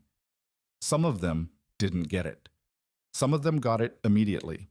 A few of them got it the way Maya had gotten it, which was completely and permanently, and watching that happen was the closest she came to the feeling that nothing was wasted. She and Rowan published the theoretical paper on Project Siren's mathematical framework 18 months after his return. The full version, not the applied algorithm, not the trading system, but the underlying mathematics of harmonic pattern recognition in complex systems. It ran to 62 pages in the journal, and the abstract alone generated more citations in the first month than anything either of them had previously published. They were sitting in a coffee shop, the one near her apartment, the corner table, when the first citation alert arrived on both their phones simultaneously. Rowan looked at his phone, then at her. "We've been cited by researchers at CERN," he said. "What are they working on?" "Particle collision pattern analysis." He set the phone down. "They're applying harmonic resonance principles to quantum data interpretation." Maya looked at her own citation alert. "And we've been cited by a team at MIT working on climate modeling. Same principles, different application." They sat with that for a moment. "The algorithm was never just for trading," Rowan said. "No," Maya agreed. "It was never just for anything. That's what Blackwell didn't understand. He saw the financial application, and that was the end of the story for him. He never understood that the mathematics underneath it was a general principle, a new way of seeing structure in chaos. He stole one application of an idea, while the idea itself was so much larger than what he thought he was taking." Rowan smiled, the warm, genuine workshop smile she'd always loved best. "He stole a song, but he missed the music." "Yes," she said, "exactly that." The puzzle arrived on a Thursday in October, 3 years after the night at Lumina. It was waiting on Maya's desk at the Cross Rowan Analytics offices when she arrived in the morning, a wooden box in ebony and mother of pearl, a handwritten note attached in Special Agent Diana Reeves' decisive script. Dr. Hart. This puzzle was seized as evidence during the Blackwell investigation. Now that all proceedings have concluded, it is being returned to its rightful owner. Not the person who purchased it, the person who understood it. You solved it in 17 seconds. You then spent 18 months solving the far harder version of the same problem. Both required the same principle, believing the solution exists and refusing to stop until you find it. With respect, D. Reeves. Maya lifted the sphere from its velvet nest. It was the same weight she remembered, the density of precision-machined metal, the cool of titanium and brass against her palms. She turned it slowly, feeling the familiar seams, the pressure points she'd found once before, and would find again in seconds if she chose to. She set it on the corner of her desk where it caught the October light from the window and threw reflections across the ceiling in patterns that were almost but not quite regular, harmonically structured the way things are when they're built according to a principle rather than a random arrangement. She looked at it for a long time. Rowan knocked on her open office door at 10:15. He'd been in his own office since 8, she knew, working on the second paper in what had become a series on mechanical cryptography and mathematical education. He had a coffee in each hand and the distracted expression of someone whose mind was already solving a problem that the rest of them hadn't been told about yet. He saw the puzzle on her desk and stopped. "They returned it," he said. "Agent Reeves, this morning." He set the coffees down and picked up the sphere, turning it in his hands, the way Maya had seen him turn 100 objects, with the attentive curiosity of someone who finds each one worth looking at carefully. "You know," he said, "I always thought the design was slightly off. The third harmonic sequence, I never quite got the balance right. The forger made it worse, obviously, but even the original design had a clumsy moment." He looked at the sphere. "I've been thinking about a corrected version. What would you do differently? Simplify the third sequence. Find the elegant form I settled for not finding the first time." He set the sphere back on her desk. The corrected version would solve in fewer steps. The mechanism would be cleaner. The teaching purpose would be more direct. He paused. "And I was thinking, if we built a series of them with increasing complexity, properly designed, properly attributed, we could use them as fundraising objects for the Foundation's education programs. Auction a limited number, explain the mathematics behind each, contribute to the field while financing the work." Maya looked at the original sphere on her desk. "Turn Blackwell's symbol of arrogance into something that actually helps people," she said. "Exactly." She picked up the sphere one more time, feeling the familiar weight, the familiar cool of the metal. She thought about the 17 seconds. About the night at Lumina, the January cold, the name tag she'd left on a restaurant table. About Rowan's workshop in Brooklyn, where she'd learned that mathematics could be made physical, could be held in the hands, could teach through touch, what it resisted teaching through abstraction. She thought about the 2 years that had been taken from her, about the researchers who were going through some version of it right now in universities and small companies and independent studios, creating things worth stealing and encountering systems that made stealing easy. She thought, there is always a next problem. She set the sphere down and reached for her coffee and turned to the work on her desk. The current caseload, the new referrals, the paper she was drafting on mathematical structure in apparently random social systems, the teaching materials for next semester's cohort of graduate students who would arrive in January expecting to learn and whom she was planning to surprise. "Let's do it," she said. Rowan picked up his own coffee and settled into the chair across from her desk with the easy familiarity of someone returning to a place they'd been away from for too long. "I'll start sketching the corrected design tonight," he said. "We'll iterate together," Maya said, "like we always did." "Like we always did," he agreed. Outside the windows of the Brooklyn warehouse, the October afternoon moved through its hours.